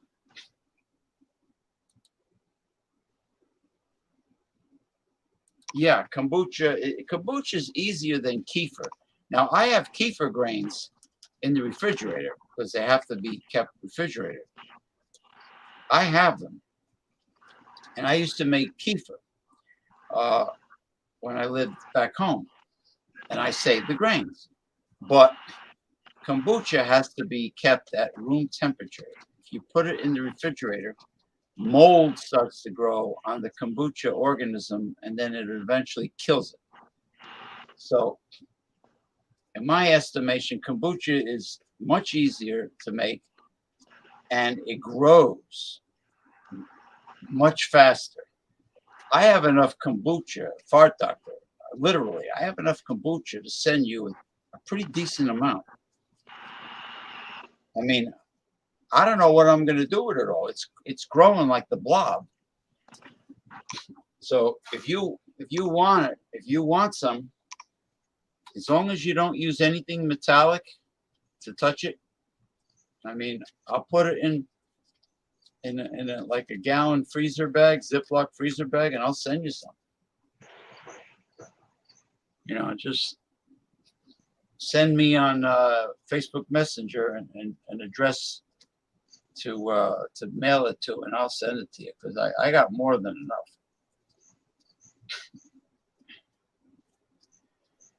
No. My answer to that is no. There are certain people that I have decided not to do shows with, and he's one of them. I'm talking about individuals that try to dominate my show. Meanwhile, I am the host of the show, and they don't stop talking, and they don't give me a chance to speak. I don't get a word in edgewise. They go on and on, all in one breath, on and on and on and on, which means they don't respect anyone else's opinion, which means their right-wing way of thinking is typical of right-wingers. They want to talk over you. You see. Okay, hold on, because we have to zoom in here. Well, the best we could. Hey, buddy, you gotta bring the camera, like the monster movie, Gamera. You have to bring the Gamera closer to the baby back ribs. I'm gonna try something a little different. Yeah. I'm gonna try something a little different today. Now I've got barbecue sauce. Got Sweet Baby Ray's honey barbecue sauce. Oh, Sweet Baby Ray. That's right. I used to get that at Aldi's too. Now I'm gonna do the bottom first, and then do the top. So, you know, if it's not too hot for you, you can bring your chair over or next to the grill. Yeah.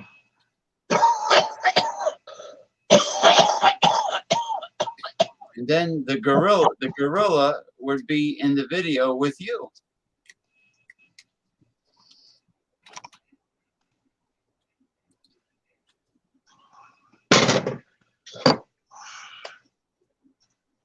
Oh yeah. Probiotics versus anaerobic toxic microbes. Oh yeah. Probiotics do so much for the human body in terms of health.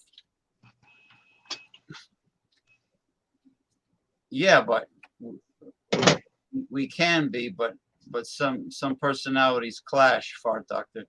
Some personalities just keep on clashing.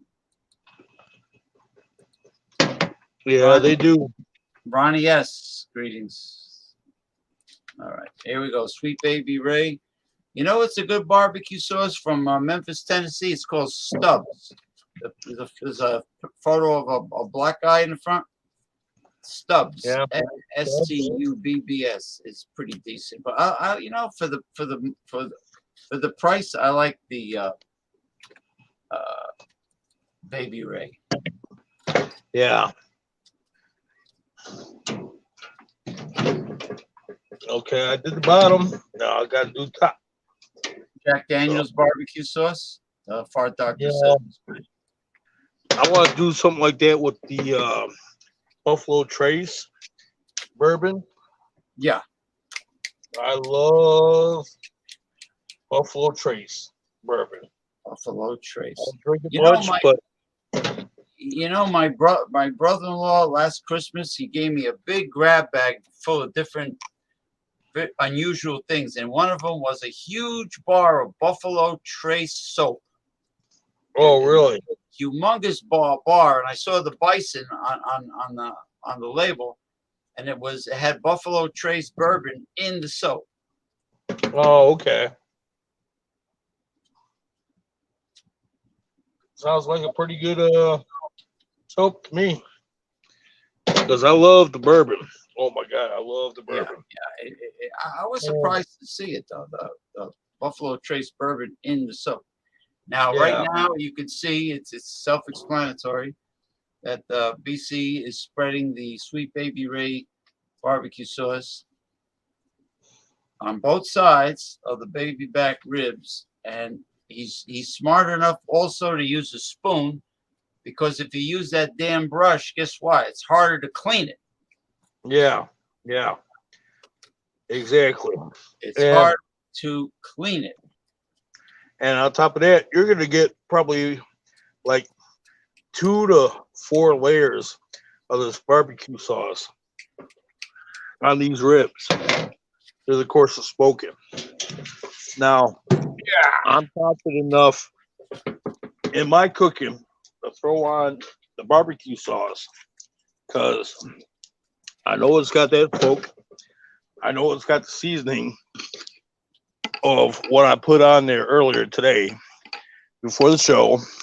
And it's got all that moisture from me spritzing the ribs on it to where now when I put on the barbecue sauce, it's going to lock all that in. And you're going to get that crust. You're going to get that. It's going to get the crust.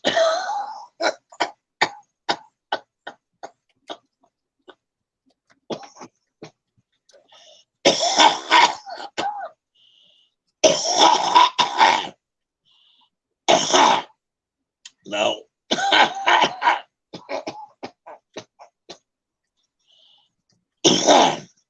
now, mind you, I might have to put on 2, 3, maybe 4 layers of this barbecue sauce on before the ribs are actually done. Right. And the first and second layer of barbecue sauce is going to trap in all that juiciness and that flavor of the dry rub and the smoke in the ribs. So it's going to get caked on. And so by the fourth time, you're going to get some really good barbecue tasting ribs. Oh, yeah, without a doubt. Look what Fart Doctor put. KFC makes a chicken scented candle.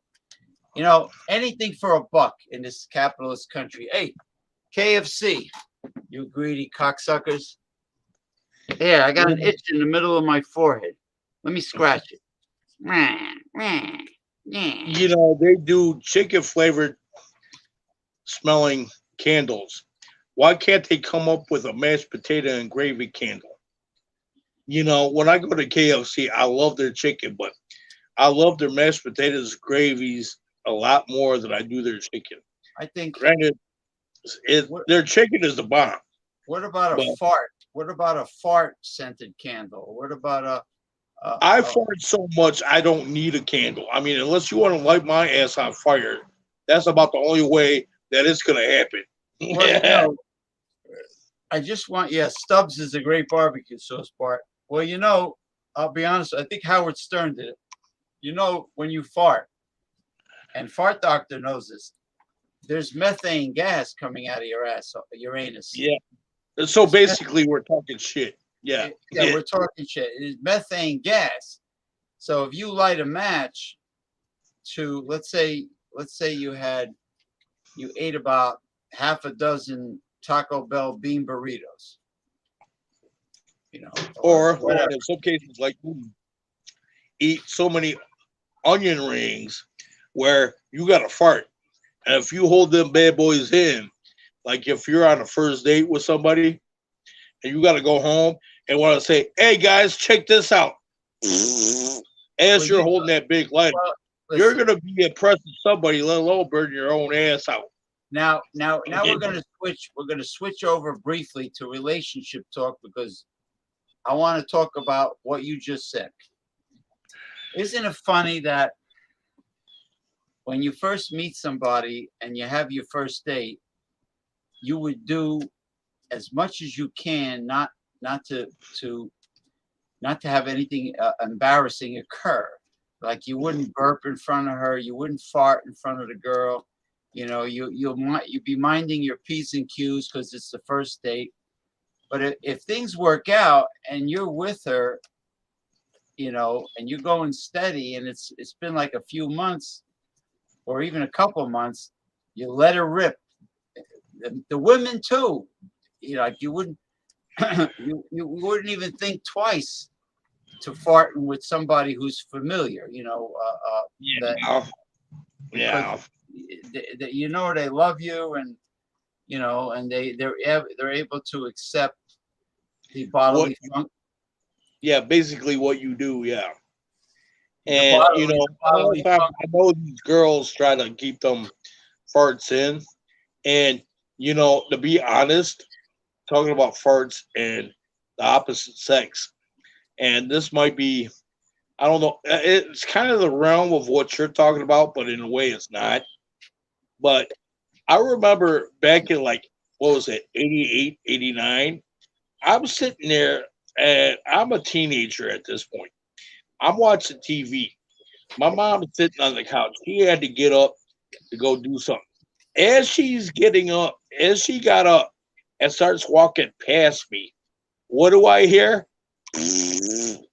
I was like, Mom, what is that? Come on. I was like, you know, that was the first time I've ever heard my mom fart ever. I mean, I knew girls farted, but my mom, I've never heard her fart ever until that point. And ever since I brought that up, that one day when she farted, literally in my face, I was like, "Come on, man, what are you doing?" well, And it was like, you know what else is, you know what else I never visually pictured is a supermodel, a famous supermodel on the toilet taking a dump. Like for some reason I can never picture that visually in my mind. Uh, you know, talk to the. I'll be right back. Talk to the people a bit. You know, do your promos or whatever you want to talk about. I'll be back. well, you guys know I've got some baby back ribs cooking on the grill right now. Now, I plan to add 2 to 3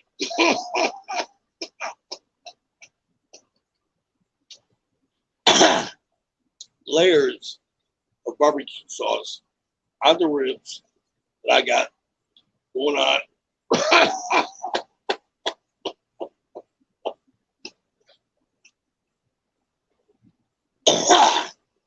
Because a lot of times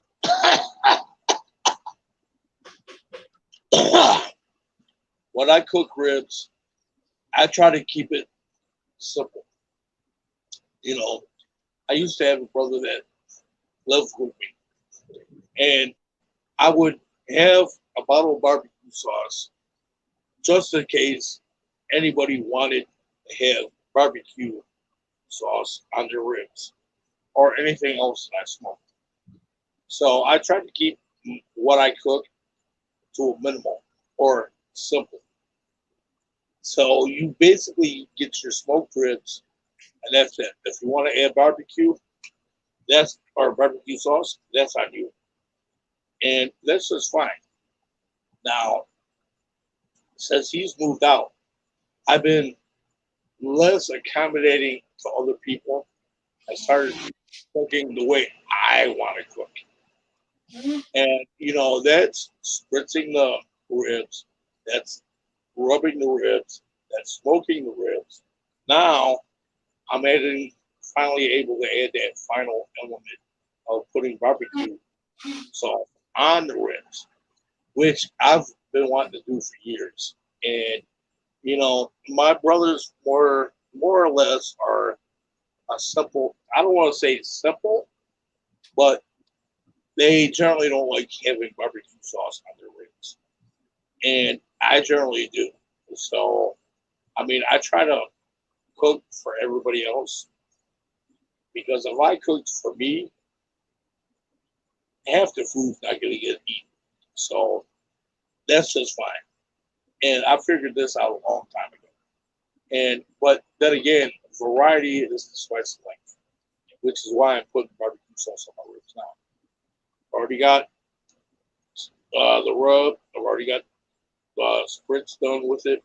I'm trying to lock in all that flavor, and which is fine. I enjoy that. And other than that, I've got a show that I recorded yesterday and posted on the YouTube.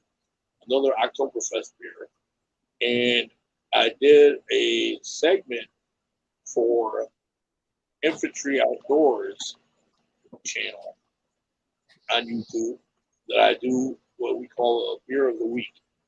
And so he does his show on Friday, and I recorded on Wednesday. And that's the thing.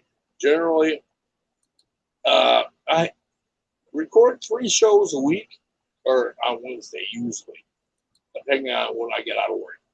Now I have to do my own show on Wednesday, then I have to do Infantry Outdoors on Wednesday, and then generally I'm on Ron Terrio's show on Wednesday of a beer review show of whatever the theme happens to be that night. And last Wednesday I couldn't join because there wasn't enough time for me to get that beer for what they were doing. But ironically enough, Ron ended up doing a show on Thursday of beer from your state. And it was me, Ron, and Ronnie Simpson on that show that day on Thursday, which was fine. I had to get rid of some of my miscellaneous beers that I've reviewed on my show sometime before. And I've got to still get rid of some of these beers that I haven't completely drinking. So I've got to drink these beers up before they start going bad. But then again, it's a good thing they're in the fridge because, it slows down the aging process. Now, as far as that goes, I've got to get me another fridge solely just for my beer show. I'm not saying I am saying I do a lot of beer shows now. But when I started, I only did 2 shows a week. That was on Wednesdays and Saturdays.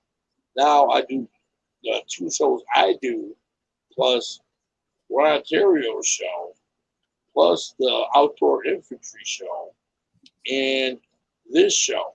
So that brings me up to 6 shows a week? Now, granted, yes, I'll admit, this show is not beer-based, but it is a barbecue and hangout show. Yeah, but it allows for beer reviews. I don't stop anybody. Yeah.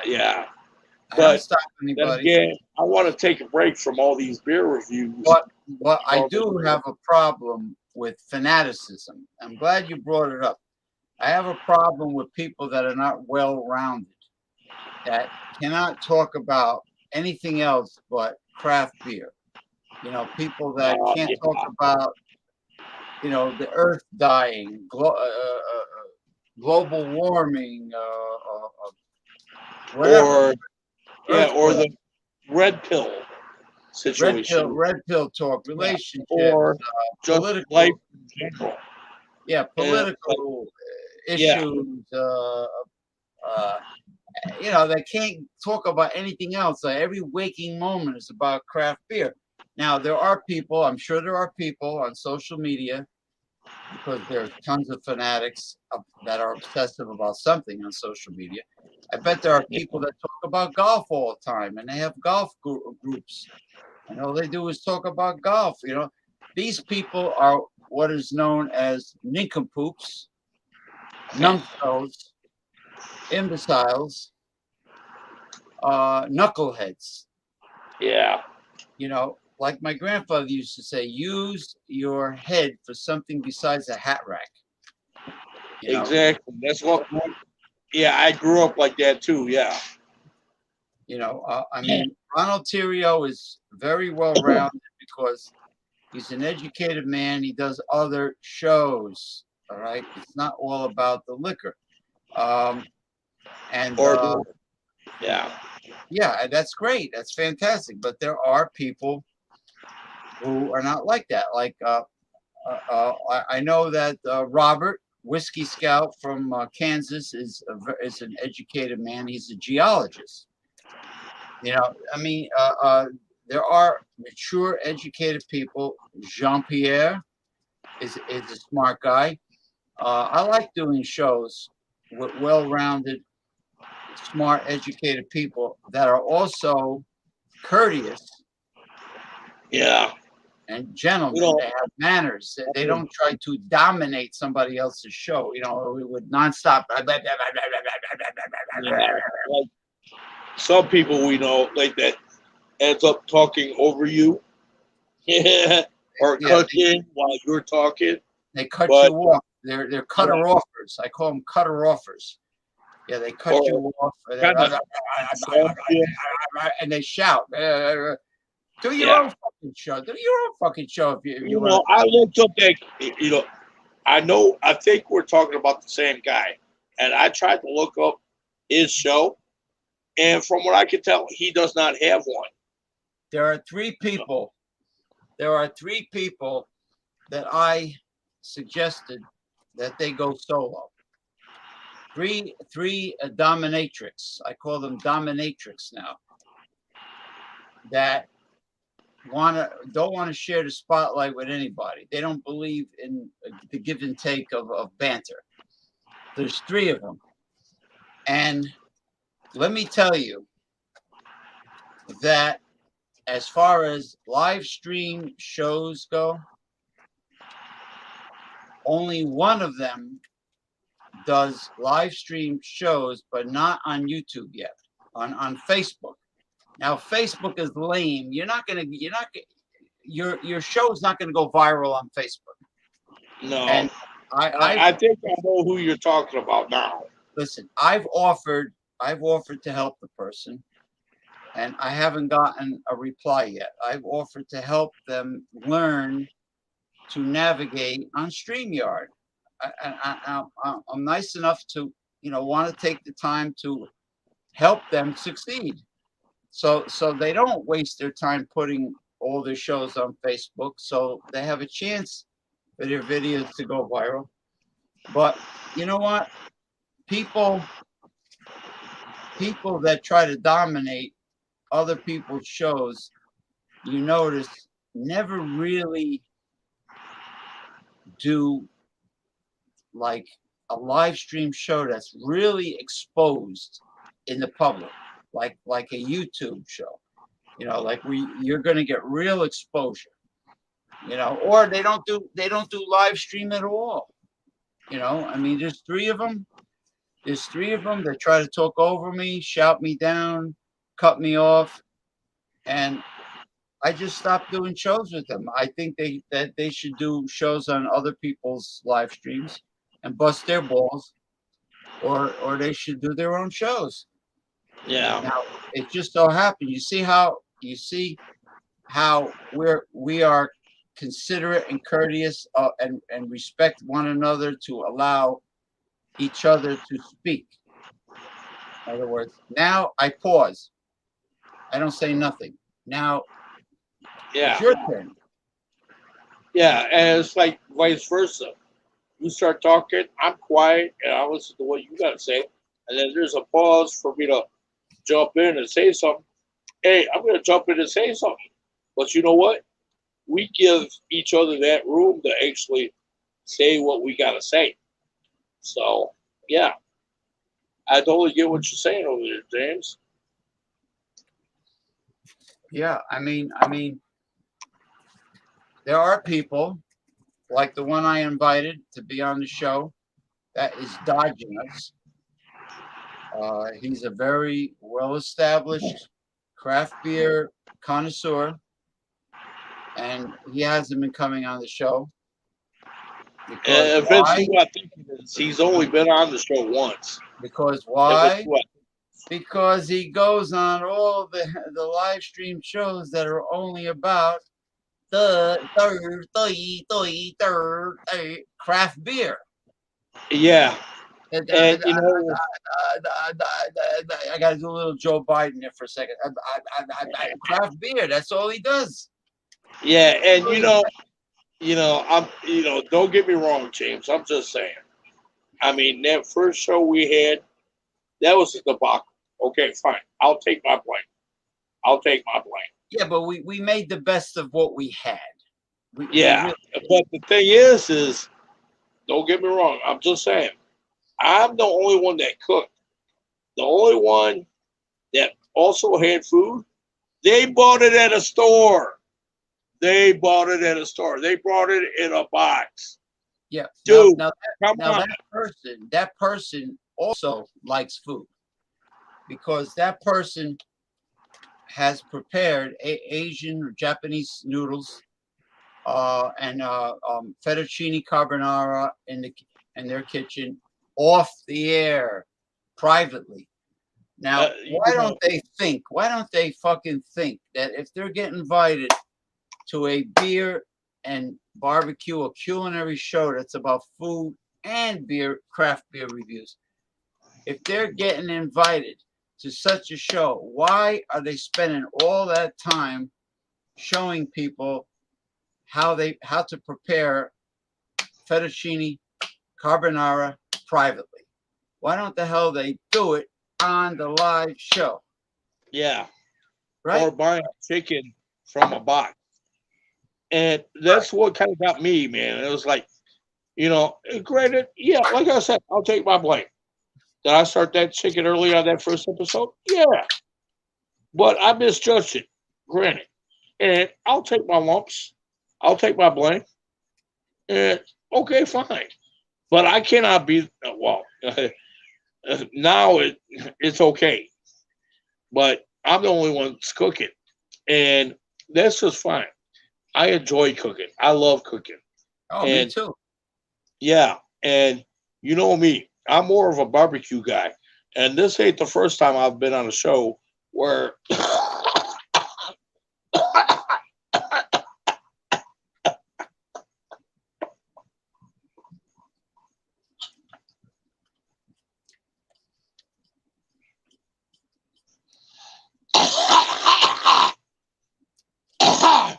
where I've cooked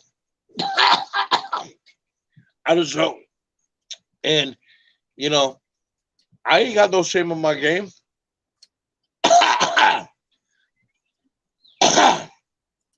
Do I make mistakes? Of course. Show me somebody that says they don't make mistakes, and I show you a liar.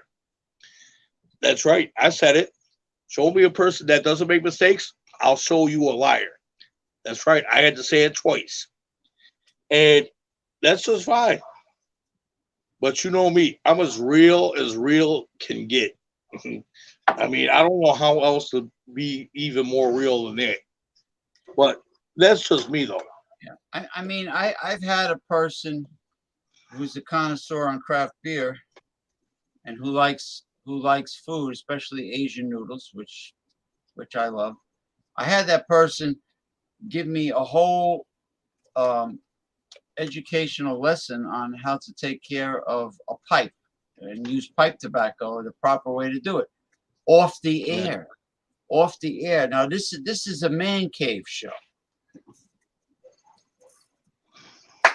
Show the universe Yeah, or the show the proper way to dudes smoke a or the individuals that smoke a pipe to take care of that.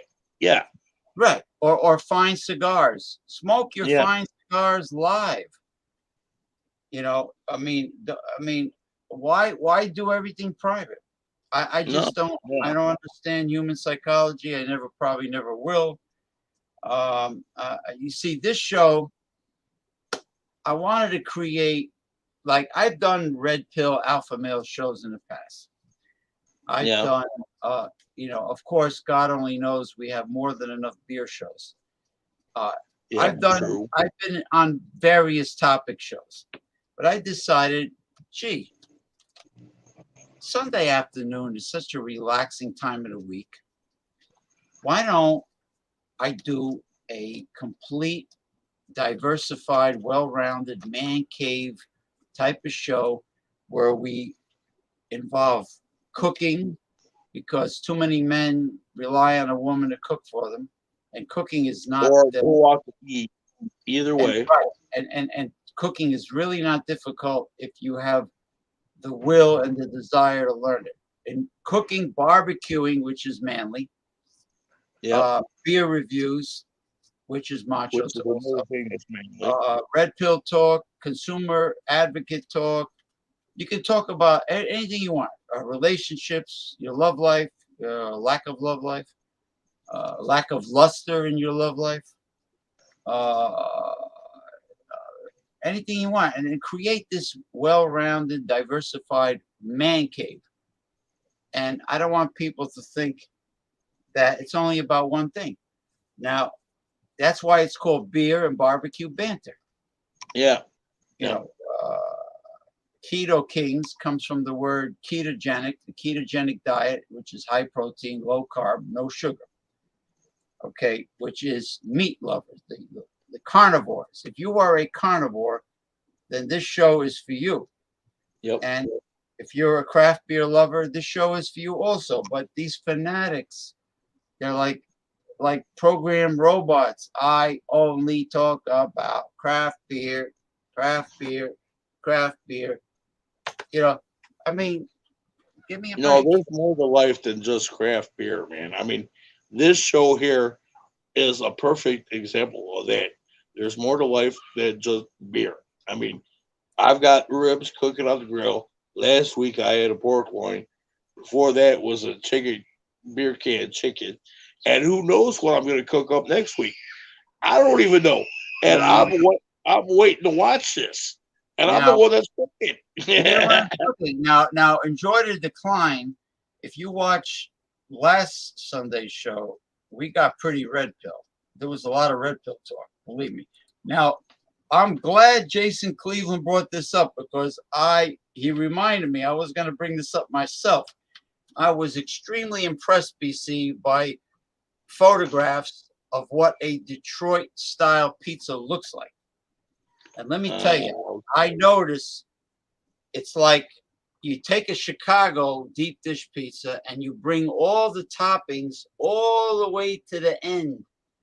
No crust. Yeah. No crust. No, the crust is at the bottom. Right. So the toppings, it emphasizes all toppings all the way across. Yep. All the way across. Right to the so edge. You have no crust at all at the ends of the pizza. Yeah. It's crustless. There's no crust. It's all the good stuff goes right to the end of the pizza. Yep, So exactly. To me, from a logical standpoint, the Detroit style pizza is superior to the Chicago deep dish pizza. Yes. Thank you. It is. And I can't say that I have had a true New York style pizza. And when I say a true New York style pizza, I'm talking a pizza straight out of New York. Well, I'll tell you what a New York pizza is. It's thin crust. It's crispier, crunchier. It's a thin crust pizza. The toppings are great. The only difference is less dough. So it's a thin crust pizza. That's all it really is. But the toppings are the toppings. I know Chicago pizza has a lot of topping, heavy duty topping, but it also has a big crust. Yep. Thick crust, like a Sicilian pizza. There's a lot of crust, a lot of dough in it. But the Detroit, I was very impressed, and I'm glad Jason Cleveland reminded me that I was very impressed with the Detroit style pizza. As far as that goes, we've got two companies. That's right, two. I said it. Two pizza companies that specialize in Detroit style pizzas. And anybody out there watching this right now, I'm giving you a Detroit yeah, I'm because I consider myself a Detroit area based beer reviewer that reviews beers out of Michigan that just happens to live close enough to Detroit to classify himself as a Detroit based area beer reviewer. And now I've had people talk to me, oh, PC, what about this? PC, what about that? You know what? James knows this. Anybody else that knows this about me. I'm going to tell you exactly what I think or what I know. And sometimes that's one of the same things. Now, when it comes to Detroit style pizzas, there's two places. And I'm going to tell you that right now. One, go with Buddy's Pizza. That's right. I said it, Buddy's Pizza. They're getting a shout out from me, and you're welcome, Buddy's Pizza. And I'll take my check whenever you feel like to cut it. And the second one that does the Detroit style pizza is Jets Pizza. And yes, again, you can cut me a check later on for the promotion.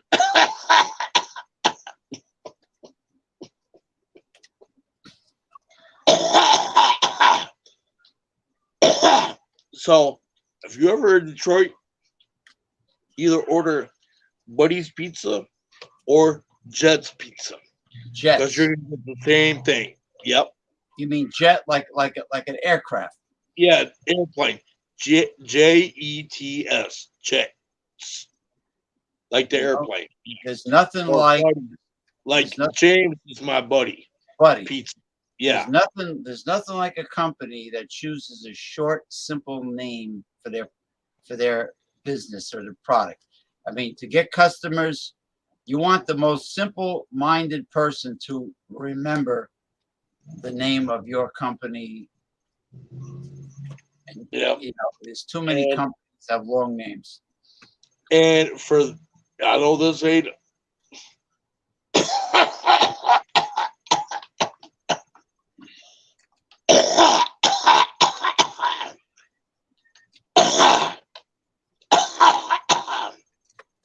I know this isn't a Detroit style.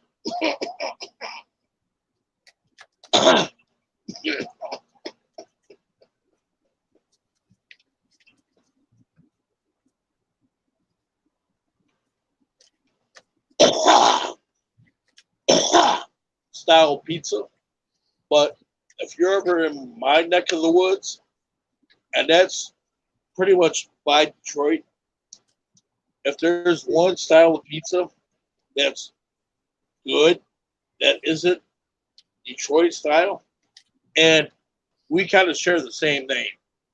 It's BC's Pizza, no relation. And me and my family's been ordering from this place since like '88. Yeah, Well, this they place. better cut you a check if they're using your initials. Yeah, and but then again, we can get into this whole argument. Oh, I'm using their name. I'm they're using my name, and that could be tied up in the courts for years and years and years. Oh yeah, But you know what? If they send me a free pizza every now and again, and I do a plug every now and again, I call that even. You know what I mean? yeah. So Well, yeah, Enjoy the Decline wants to know what beer you're drinking for today's show. today is the same as it was last week. I'm doing the 200 ale by Bell's Beers today, and I hate to say it, but I almost picked the Founders beer today. Now, I don't know about you guys, but to me, around here, I got what I call the Big Three beer company. Now, for me, the Big Three here in Michigan is Bell's Beers, Founders Brewing Company, and Atwater Brewing Company. Now, all three of them are good, but for some reason, I keep coming back to Bell's for some reason. It's always good. But if you ever see Bell's, Founders, or Atwater Brewing Company, give them a shot. You might be impressed. So, cheers to you. That's right. That's right. Cheers to I you. gotta go inside real quick. I gotta take care of a little something. I'll be right back. Okay, no problem.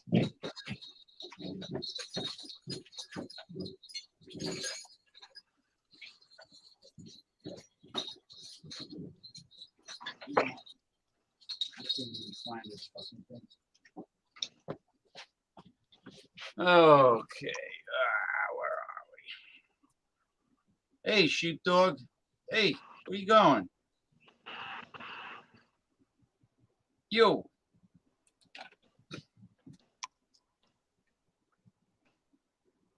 Oh, Ronald Terrio's show this Wednesday at 7:20 p.m. Eastern Time, 5:30 p.m. Central Time will be a beer from your state.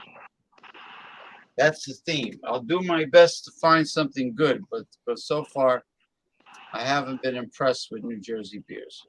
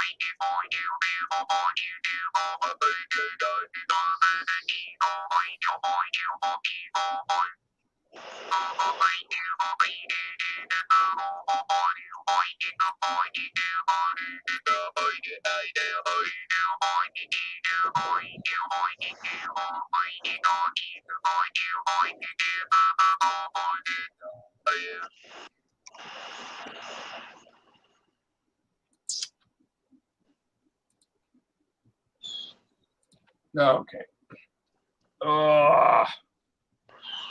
I'm gonna have to wrap the show up because I have to step out. And 2 hours and 22 minutes is good. Plus, I probably surpassed my 3 hours.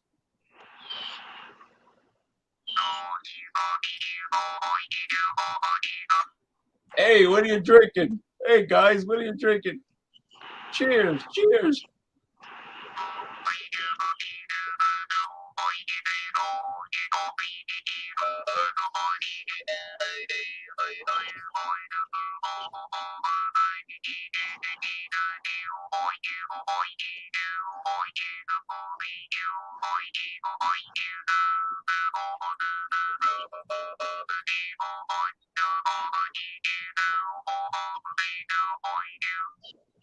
Where did he go take a dump?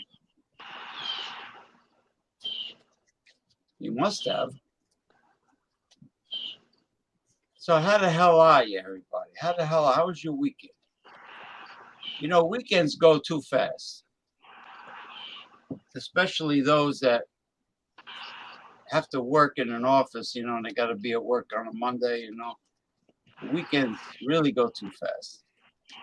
Hey, sheepdog, where are you? Come over here. Say hi. Sheepdog. Ah, it's got the old English sheepdog. Hey, Pooch. Wonder why they call dogs a pooch.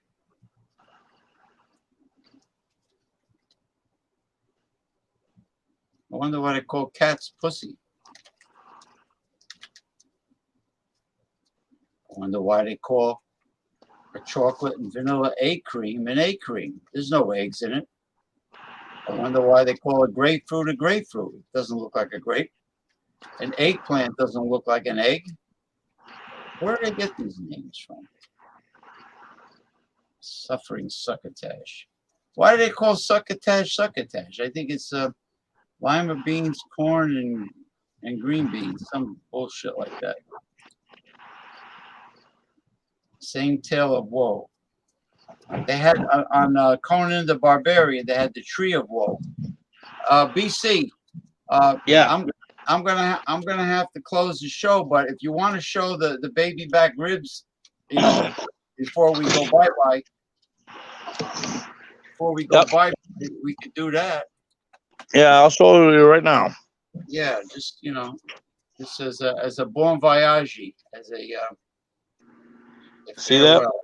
Oh yeah, look at that! Look at that! The sweet baby Ray's sauce is forming that smoky crust.